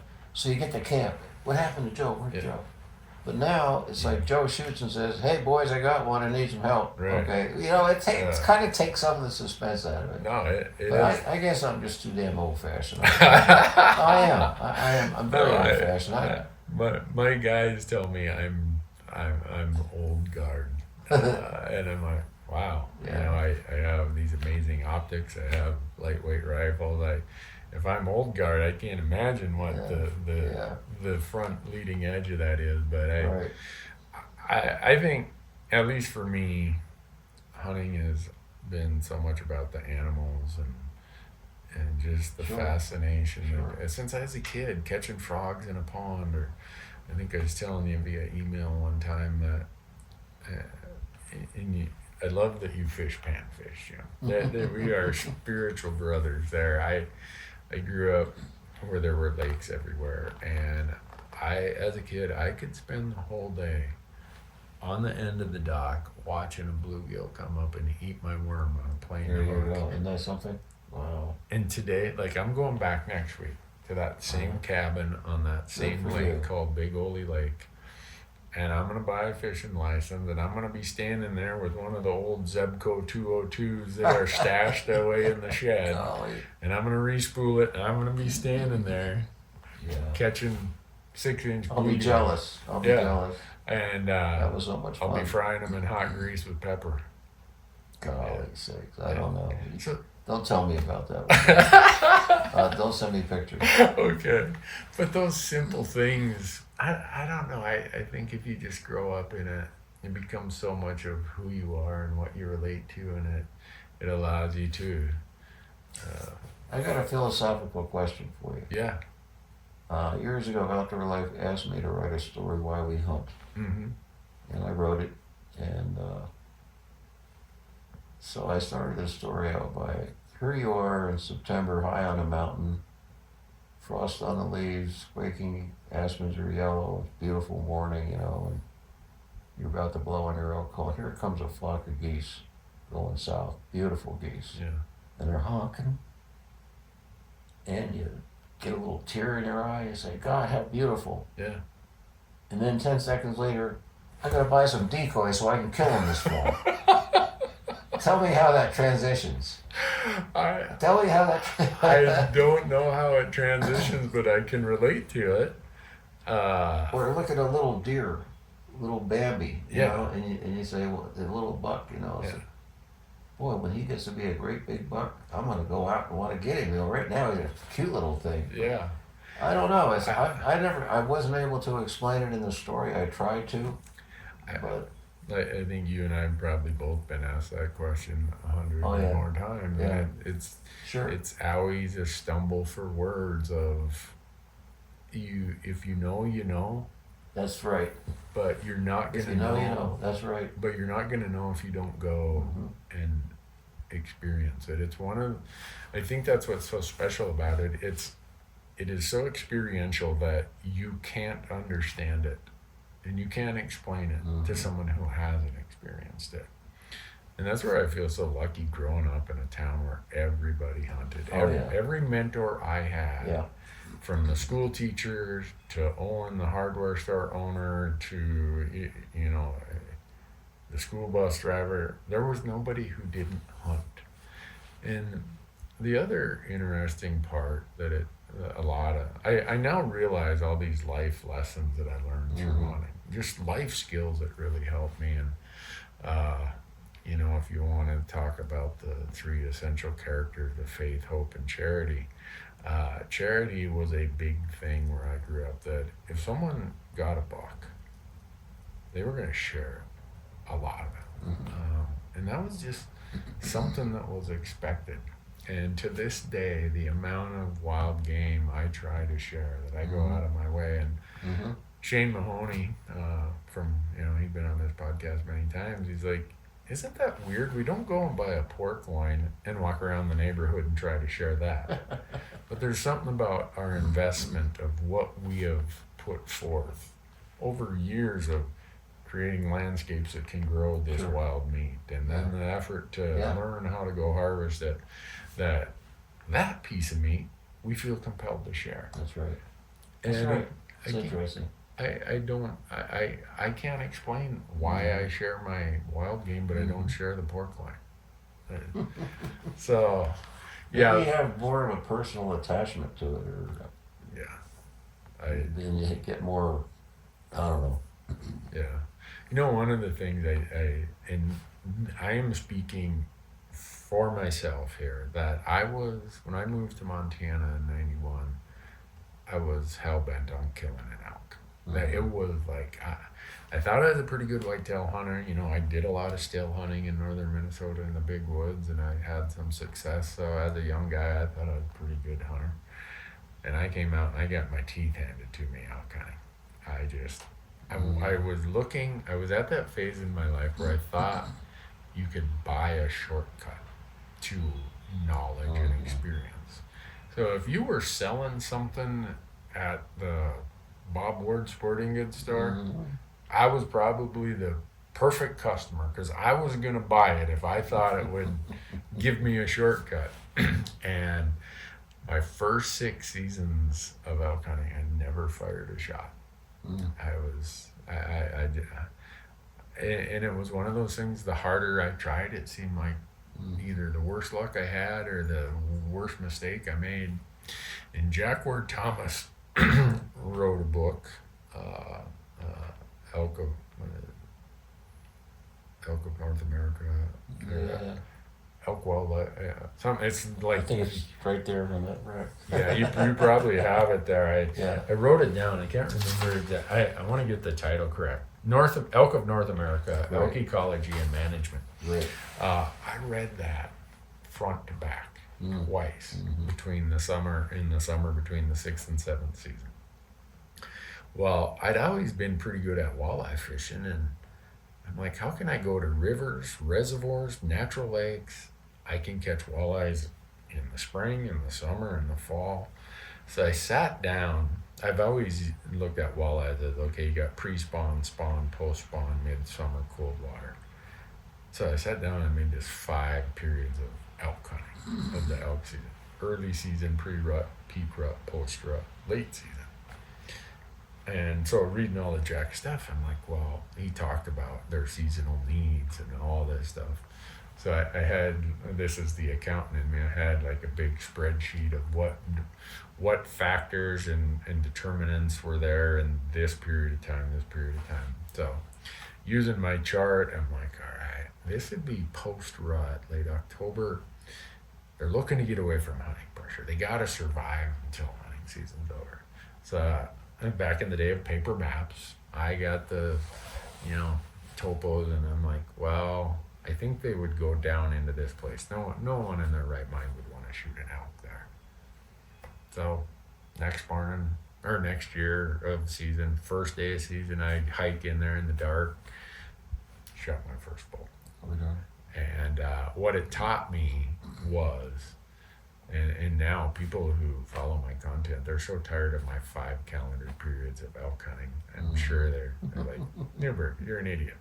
But it taught me that in all things hunting, shortcuts don't work that well. And now I'm so thankful that none of those shortcuts worked. Because I made so many mistakes that became learning lessons along the way. I feel like I became a way better hunter. My appreciation for elk and elk hunting and wild places grew because I had to work at it that much harder. And so I think back on that, and that was 1997, I guess that would have been. And I just, if you had told me that the path ahead would have been as marvelous as it has been, and the amazing people I'd get to meet and the places I'd get to go, I could have never dreamed it. Probably similar to what you think about when you say, when I was this kid growing up in New York. Here you've influenced so many people. Well, in so many ways. It was just, I don't know. Like I said, I just like to communicate the story in the hunt, and allow other people vicariously to enjoy, something, or as I was saying before, a lot of folks come out here have no idea what they're up against. Yeah. A lot of them hire outfitters, and a lot of them won't do a DIY elk hunt, especially here because of the grizzly bears in your country. But still, I've always liked to kind of mentor Mhm. because it meant too. so much to me, you know. Yeah. Yeah, we've done these win a hunt with Randy things for the Elk Foundation. And it's been so much fun to take people and help them in some way Oh gosh. kill their first bull elk. Uh, every one of them, it had been a very moving experience for them, where there are adult men who just, they can hardly stay composed. It meant Oh, so gosh. much to them. And so Yeah, when you feel like you had a little part of that, you Right. just stand back and let them, yeah, you know, absorb it for what it means to them. But it strikes you in a way of, this is special for me to help somebody in some way. one thing I've always enjoyed doing is hunting with veterans Mhm. because a lot of them are double leg amputees or even worse, you know, Mhm. and they're pretty busted up. Most of them have PTSD. Yeah. I've been involved in a number of groups, and just to see those folks, you know, get an antelope or deer Yeah. or an elk is just such a thrill. Yeah. But one time I was in Billings waiting to, I got a motel. I was going to fly out early the next morning, and I was sitting in a lounge in my motel, and there were three guys that came in, and they were from Pennsylvania, and I could overhear their conversation. One of the guys says, "I'm buying the next round. I want to toast the fact we're in Montana." They were so excited. We're in Montana. Yeah. Yeah. Another time I was in a drop camp with a guy from back east. I think he's from West Virginia. And so far we hadn't gotten an elk. We were at a Wise River. And he got up and threw a chunk of wood in our stove. And he says, "You know what? I don't care if I get an elk or not. I'm just enjoying this so much, being out here in the Rockies and seeing this country." Yeah. So a lot of people, some people getting a kill, you and I know a lot of people who save up for years Mhm. to be able to afford a hunt out here. I mean, let's Right. face it, right now, just to buy a non-resident tag, it's anywhere from 600 to 1,000 or well more than that. Yeah. And Yeah. a lot of folks can't afford it. And when they do come out, they want to get an elk, Right. you know? Yeah. A lot of them do. Yep. But some are just satisfied with the hunt. But, Yeah. and I can understand that. So, Yeah.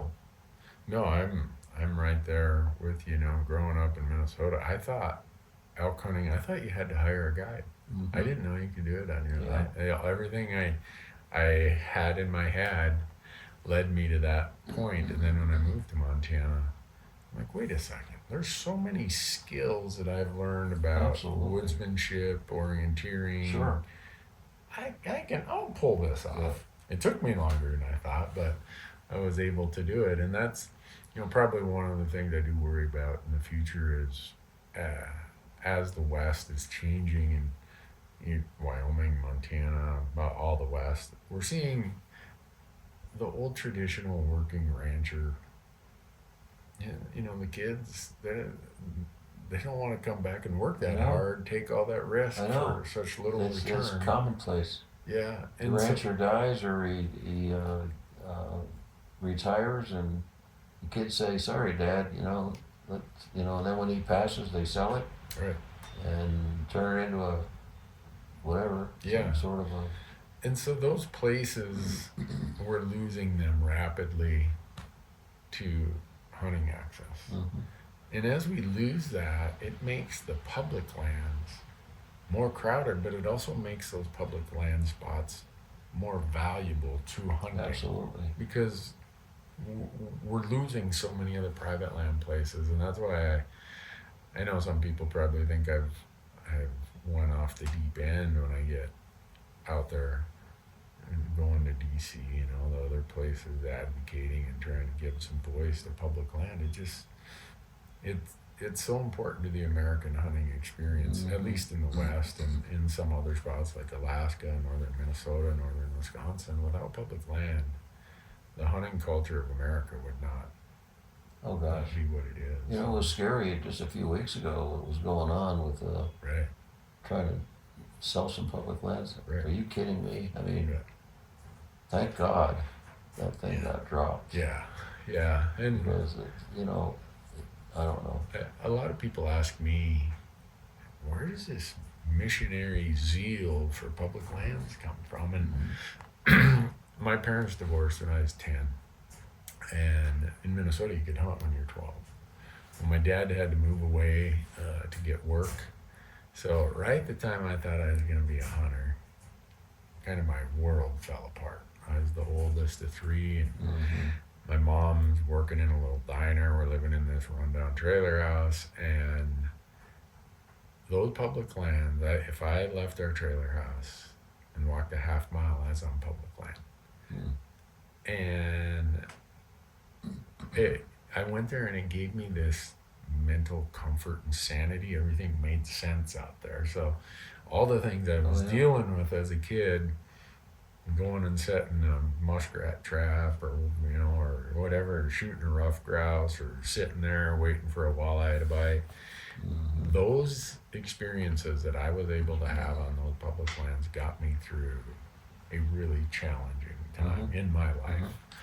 And it wasn't until later my wife points out to me, she's like, because someone had asked me that question, I'm like, I don't know, just, I've always hunted and fished on public land. It's important to me.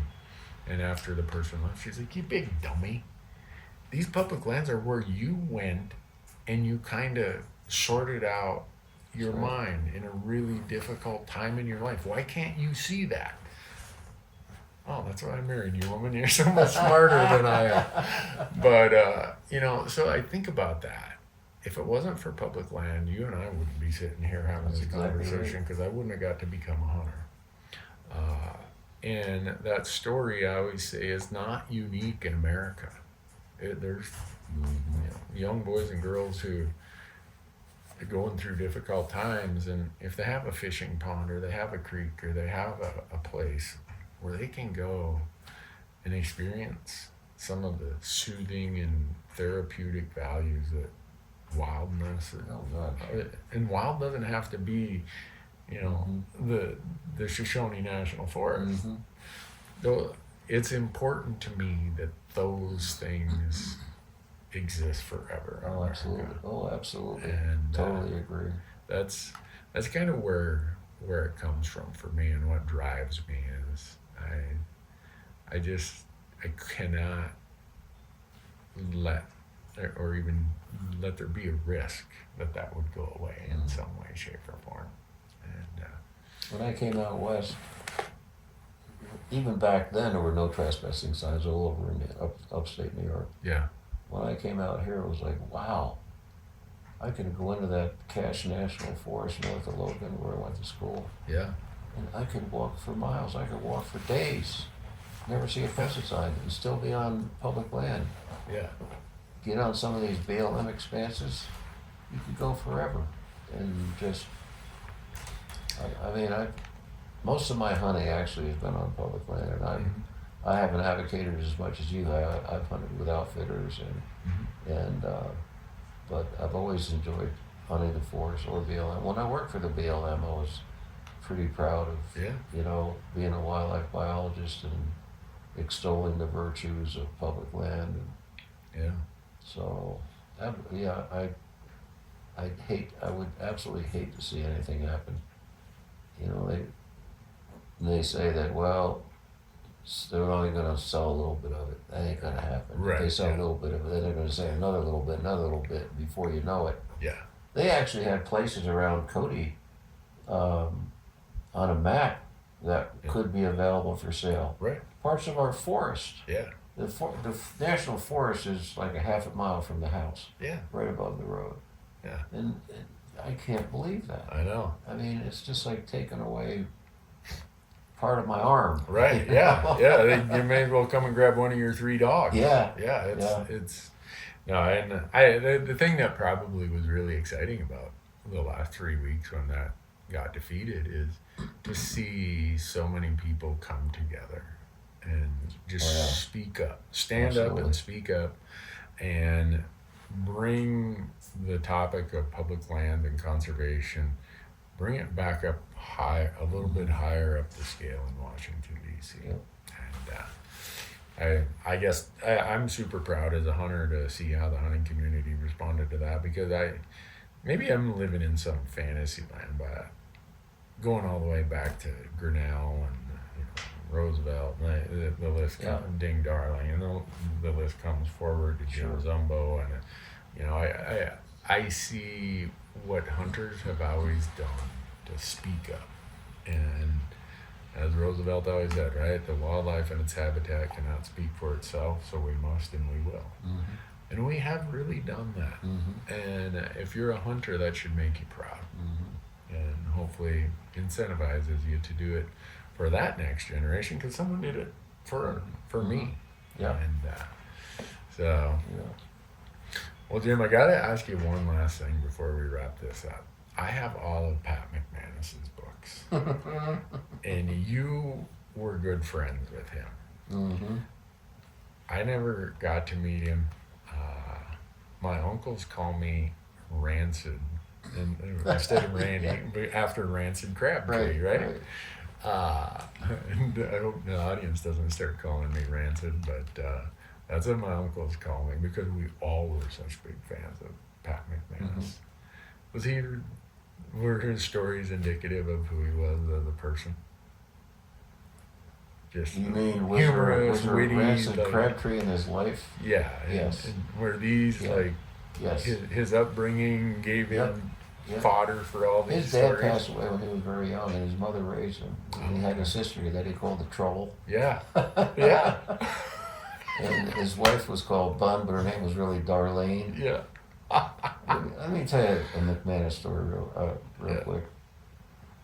The editor of Outdoor Life said, how about you and McManus go on a hunt together, and we'll do a double feature side by side. You write your story, he'll write his story. Okay. Same hunt. Uh-huh. So Pat and I talked about it. I said, what do you want to do? Go hunt geese or something? He said, let's hunt something that's a little bit dangerous. Oh, wow. Okay. I said, how about a black bear hunt? All right, he said. So I set up a hunt with an outfitter up in British Columbia. And we went up with a group of other writers. Bryce Tousey was there, and a bunch of folks. So it was a very late spring, and bear in BC, you can't bait bears. You have to, spot and stalk. Yeah. So nobody got anything, and I think one of the hunters got one, and it's coming on the last day, and I'm just like, doggone. I said, we got to get something to make a story, So it's the last day, and I'm driving along with my guide, go back to camp, and I'm all despondent, I'm sorry, I'll back up. The day before, McManus got a bear. Oh, Now, okay. he's a humor writer, right? Yeah. And I'm the hunting writer, I ain't got a bear yet. So we're driving back to camp, I'm all despondent, and here's a bear looking at us. There was snow on the ground. He was only like 75 yards away. So the guy said, there's your bear. So I stepped out, set up my shooting sticks. I mean, it was perfect. No wind. He was right there. I knew my gun. Yeah. It was like lead pipe cinch, piece of cake. I fired, and the bear just looked at me.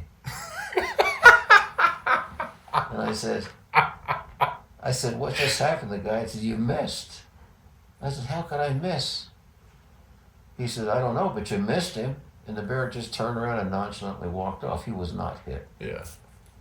So I said, I don't understand this. I said, unless something happened to my gun and I didn't, So I said, you stay right here where I shot from. And I'm going to go over there and find that bear's tracks where he was, when I just looked. So I went over and looked back, and I walked straight back to where the guide was, and there's a chunk of dug fir, a branch laying on the ground with a round bullet hole on the edge of it. I had hit that damn branch and the bullet deflected. Oh.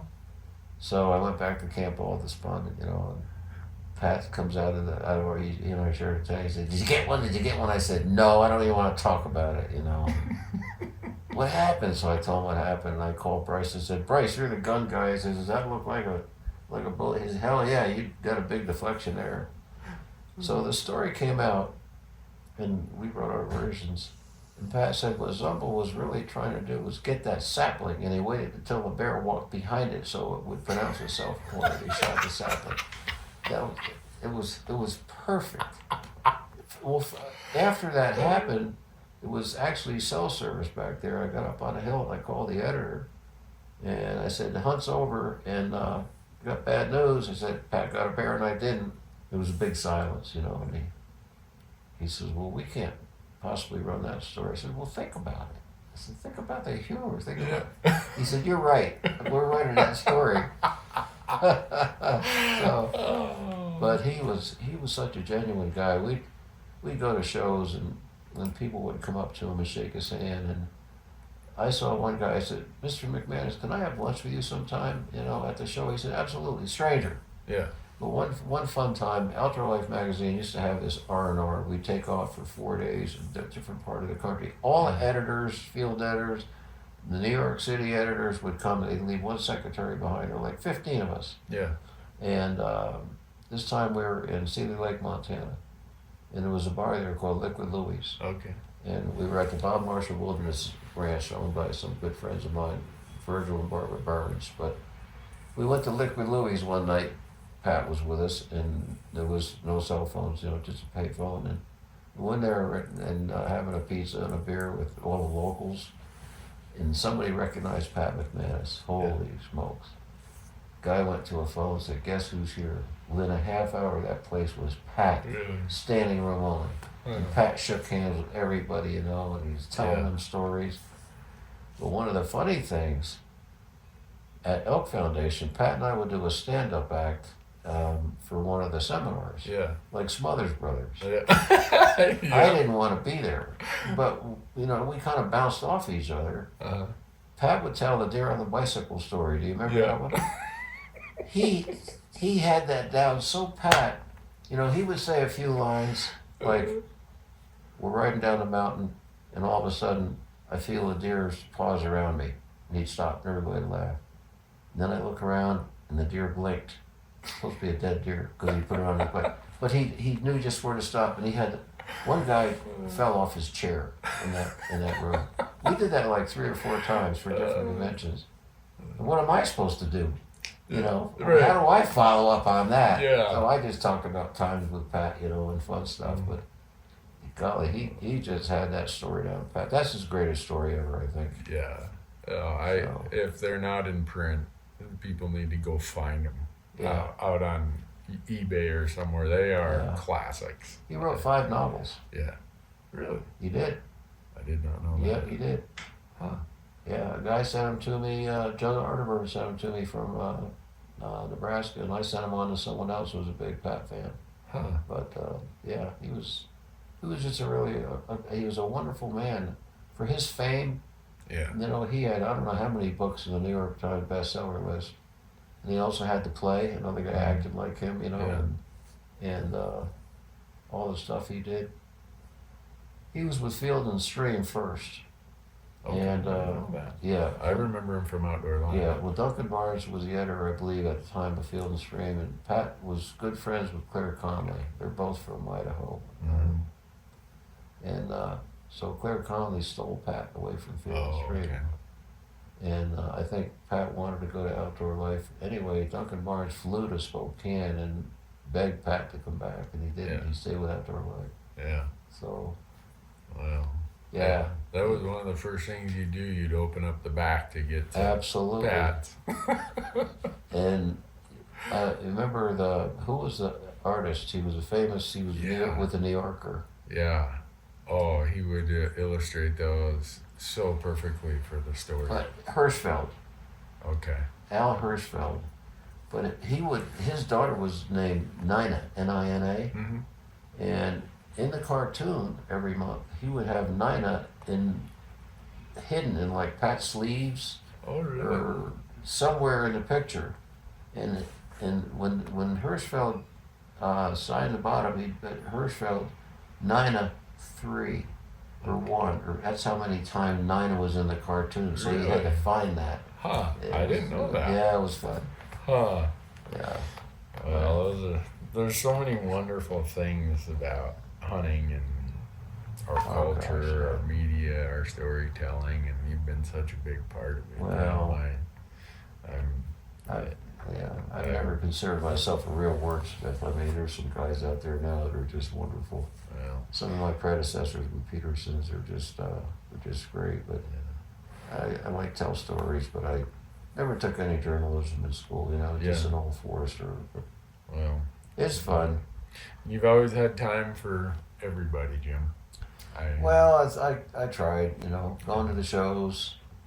I'd always give seminars, and that's how I met Madonna. She used to run the ISE shows. Oh, really? International I didn't Sports know that. Expos. She Okay. worked for Ed Rice.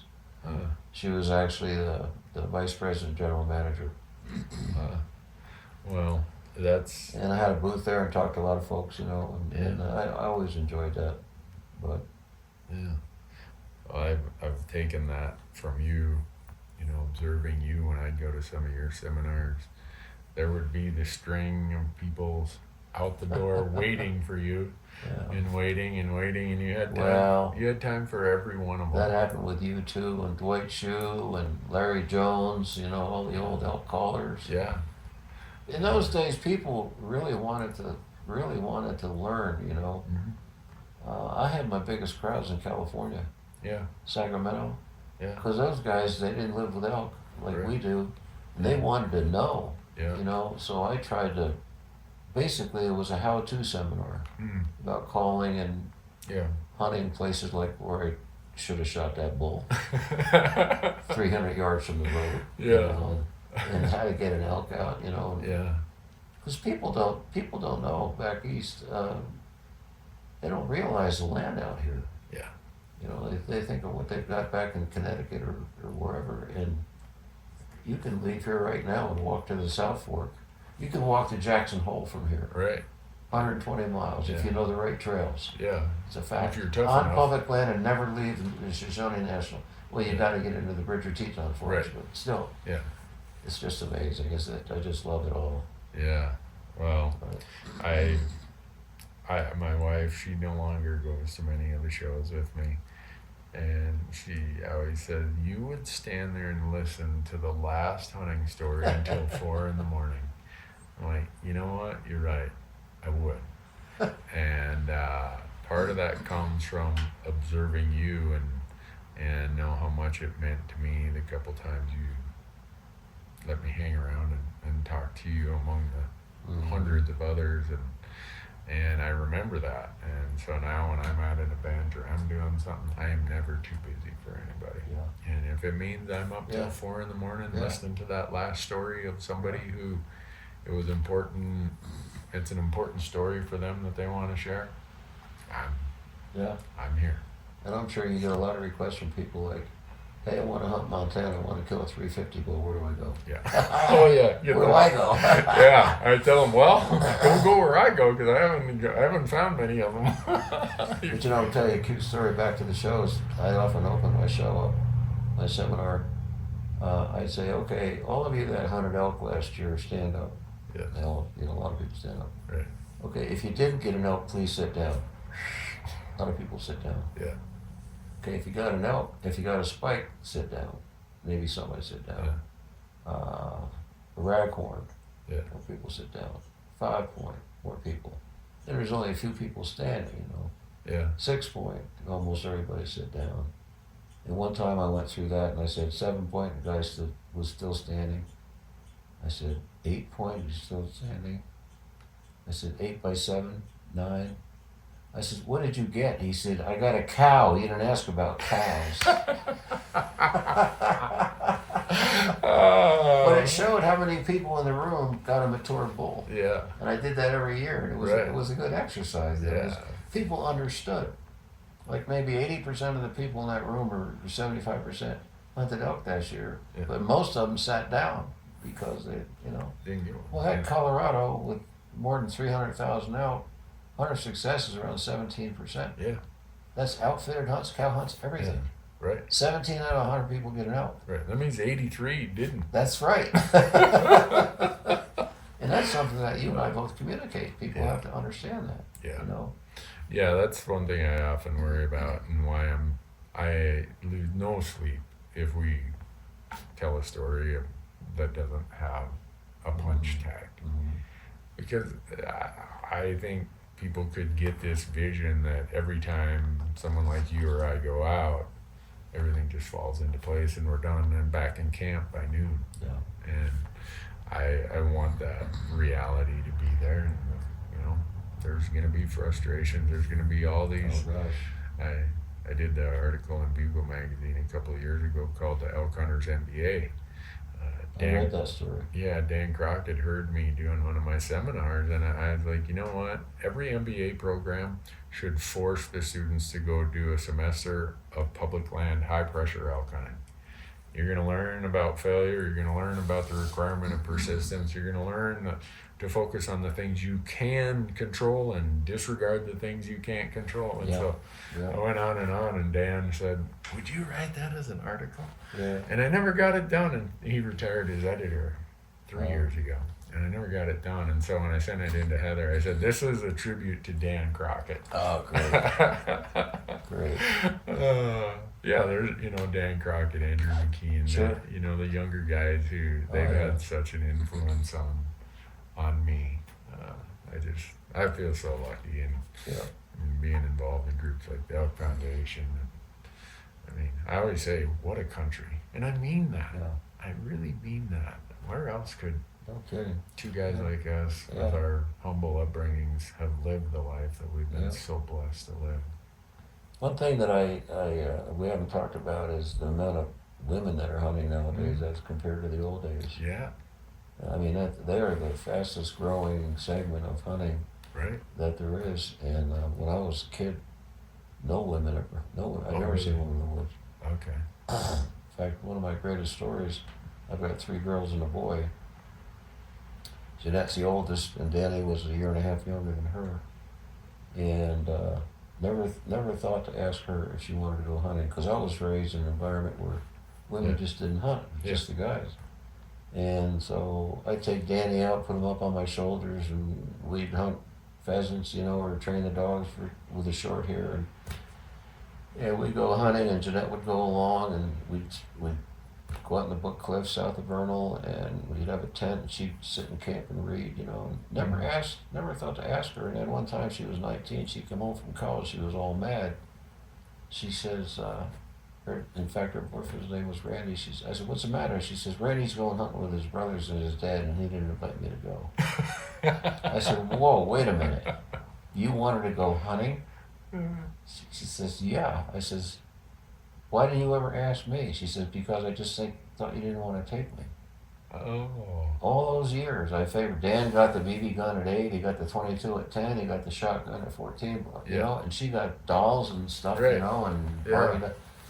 So I took her out. She shot my 30-06 and out in the mountains, and we went to the Book Cliffs. And I had Judy, my next youngest daughter, with us. She was about 10, and Judy spots a little tiny forked horn buck in a doe down in this little draw. And she says, "There's a buck, Daddy." And Jeanette looks at it, and I said, "Okay, get ready." And she'd only shot that 30-06 3 times, and she killed that buck. Wow. And I said, "Holy smokes, what have I missed?" Yeah. What I felt like a major heel. I was so sorry that I never included her. So I wrote a story for Outdoor Life called "The Buck for Jeanette." Yeah. And it really resounded with a lot of people, especially dads and daughters. We got a lot of male. But that's one thing that I've often advocated: take your daughter hunting as well. Because a lot of them just don't get asked. They feel left out. Yeah. And you and I, we see women all the time out there in the woods. I mean, bugling out, doing whatever, hunting with a bow. But that's one thing that I've tried to advocate for. But no, it's a great change to see that. My wife, when we first got married, for her, hunting was about food acquisition. We're going to buy, how many doe tags will they let us buy down here at Game and Fish? And we would go out and we'd bang on doors of ranchers. Hey, you need some of these whitetail does out of here? Get them all out of it, And we would stay up and we'd process meat hours on end. But it became. Was she raised in a rural area? No. Las Vegas. Oh boy. Well, that's great. I mean, that's interesting. But, and I think that's having listened to your story and then seeing my wife just jump right into it. I think the lesson there is exactly what you said. if there are women or girls in your family, Mm-hmm. don't make any assumptions. Yeah. Go, just invite them and Oh, take yeah. them and make it fun Oh, for them. yeah. And my wife now, she never fished till we met. Now she's, people come to my house, they're like, Randy, that's a beautiful boat. I'm like, it's hers. I love it. Yeah, as a condition of marriage, I usually have to fish walleyes 20 to 40 days of Yeah. summer. And You know, as you know, when you're mentoring a new hunter, there's always, what, I've mentored all the kids, you know, and Madonna. Mhm. You hope to God they don't wound an animal, Yeah. and it gets away. Mhm. That can happen. Right. Because if that happened, it probably, that's it, don't want to hunt anymore. Yeah. When we were building this house, we were planning a honeymoon up in Quebec. I was going to hunt caribou and Madonna was going to fish. And we were building a house, and one day she says, you know, maybe I'd like to hunt caribou. She never hunted before. Mm. And I said, really? I said, where'd that come from? She said, no, I just thought it might be fun. She said, but I don't know what it would feel like to kill something. Yeah. So I said, drop that hammer, let's go. We got in the truck, went out down toward Matisse to a prairie dog town, took my 22 250. There's a prairie dog out there standing about 180 yards away. They got her all set up on the stand. She shot that thing with one shot, bang. And I said, what do you think? She said, I think I can kill a caribou. Yeah. So we went up, Cool. she got that bull, and That's we got, excellent. each of us got 2 bulls. Wow. We caught some fish, and then she went on to get a moose, an elk, that elk up there, and white-tailed deer, mule deer, antelope, and Yeah. it was amazing. She's a city girl, born in Denver, in the Yeah. city. No males in her family hunt, nobody. Mhm. And she was, of course, she did the sports shows. Like I said, she was around hunting all the time. But Yeah. and I've known a lot of gals that born and raised in big cities just took to it like that. Now some won't, you know, Right. they just not going to. But it's amazing how many people just want to learn. And you know, there's a lot of organizations out there now Mhm. for everybody. Yeah. No, I am so thankful that my wife wanted it. And one of the things she said when we were dating, I said, what do you think about this fishing and camping stuff? She's like, well, I know that you're not going to quit doing it, so if we're going to be in this for the long haul, I better learn to like There you it. go. And I've always appreciated that. Even today, she has a standing invitation that anytime I'm going on a trip or whatever, she's got an invitation to join. But as she often says, you know, you guys go sleep in those tents for 8 or 10 nights, and everything comes back smelling all rotten and stinky. She says, if God meant for me to sleep in a tent for 8 days, he wouldn't have invented motels. That's right.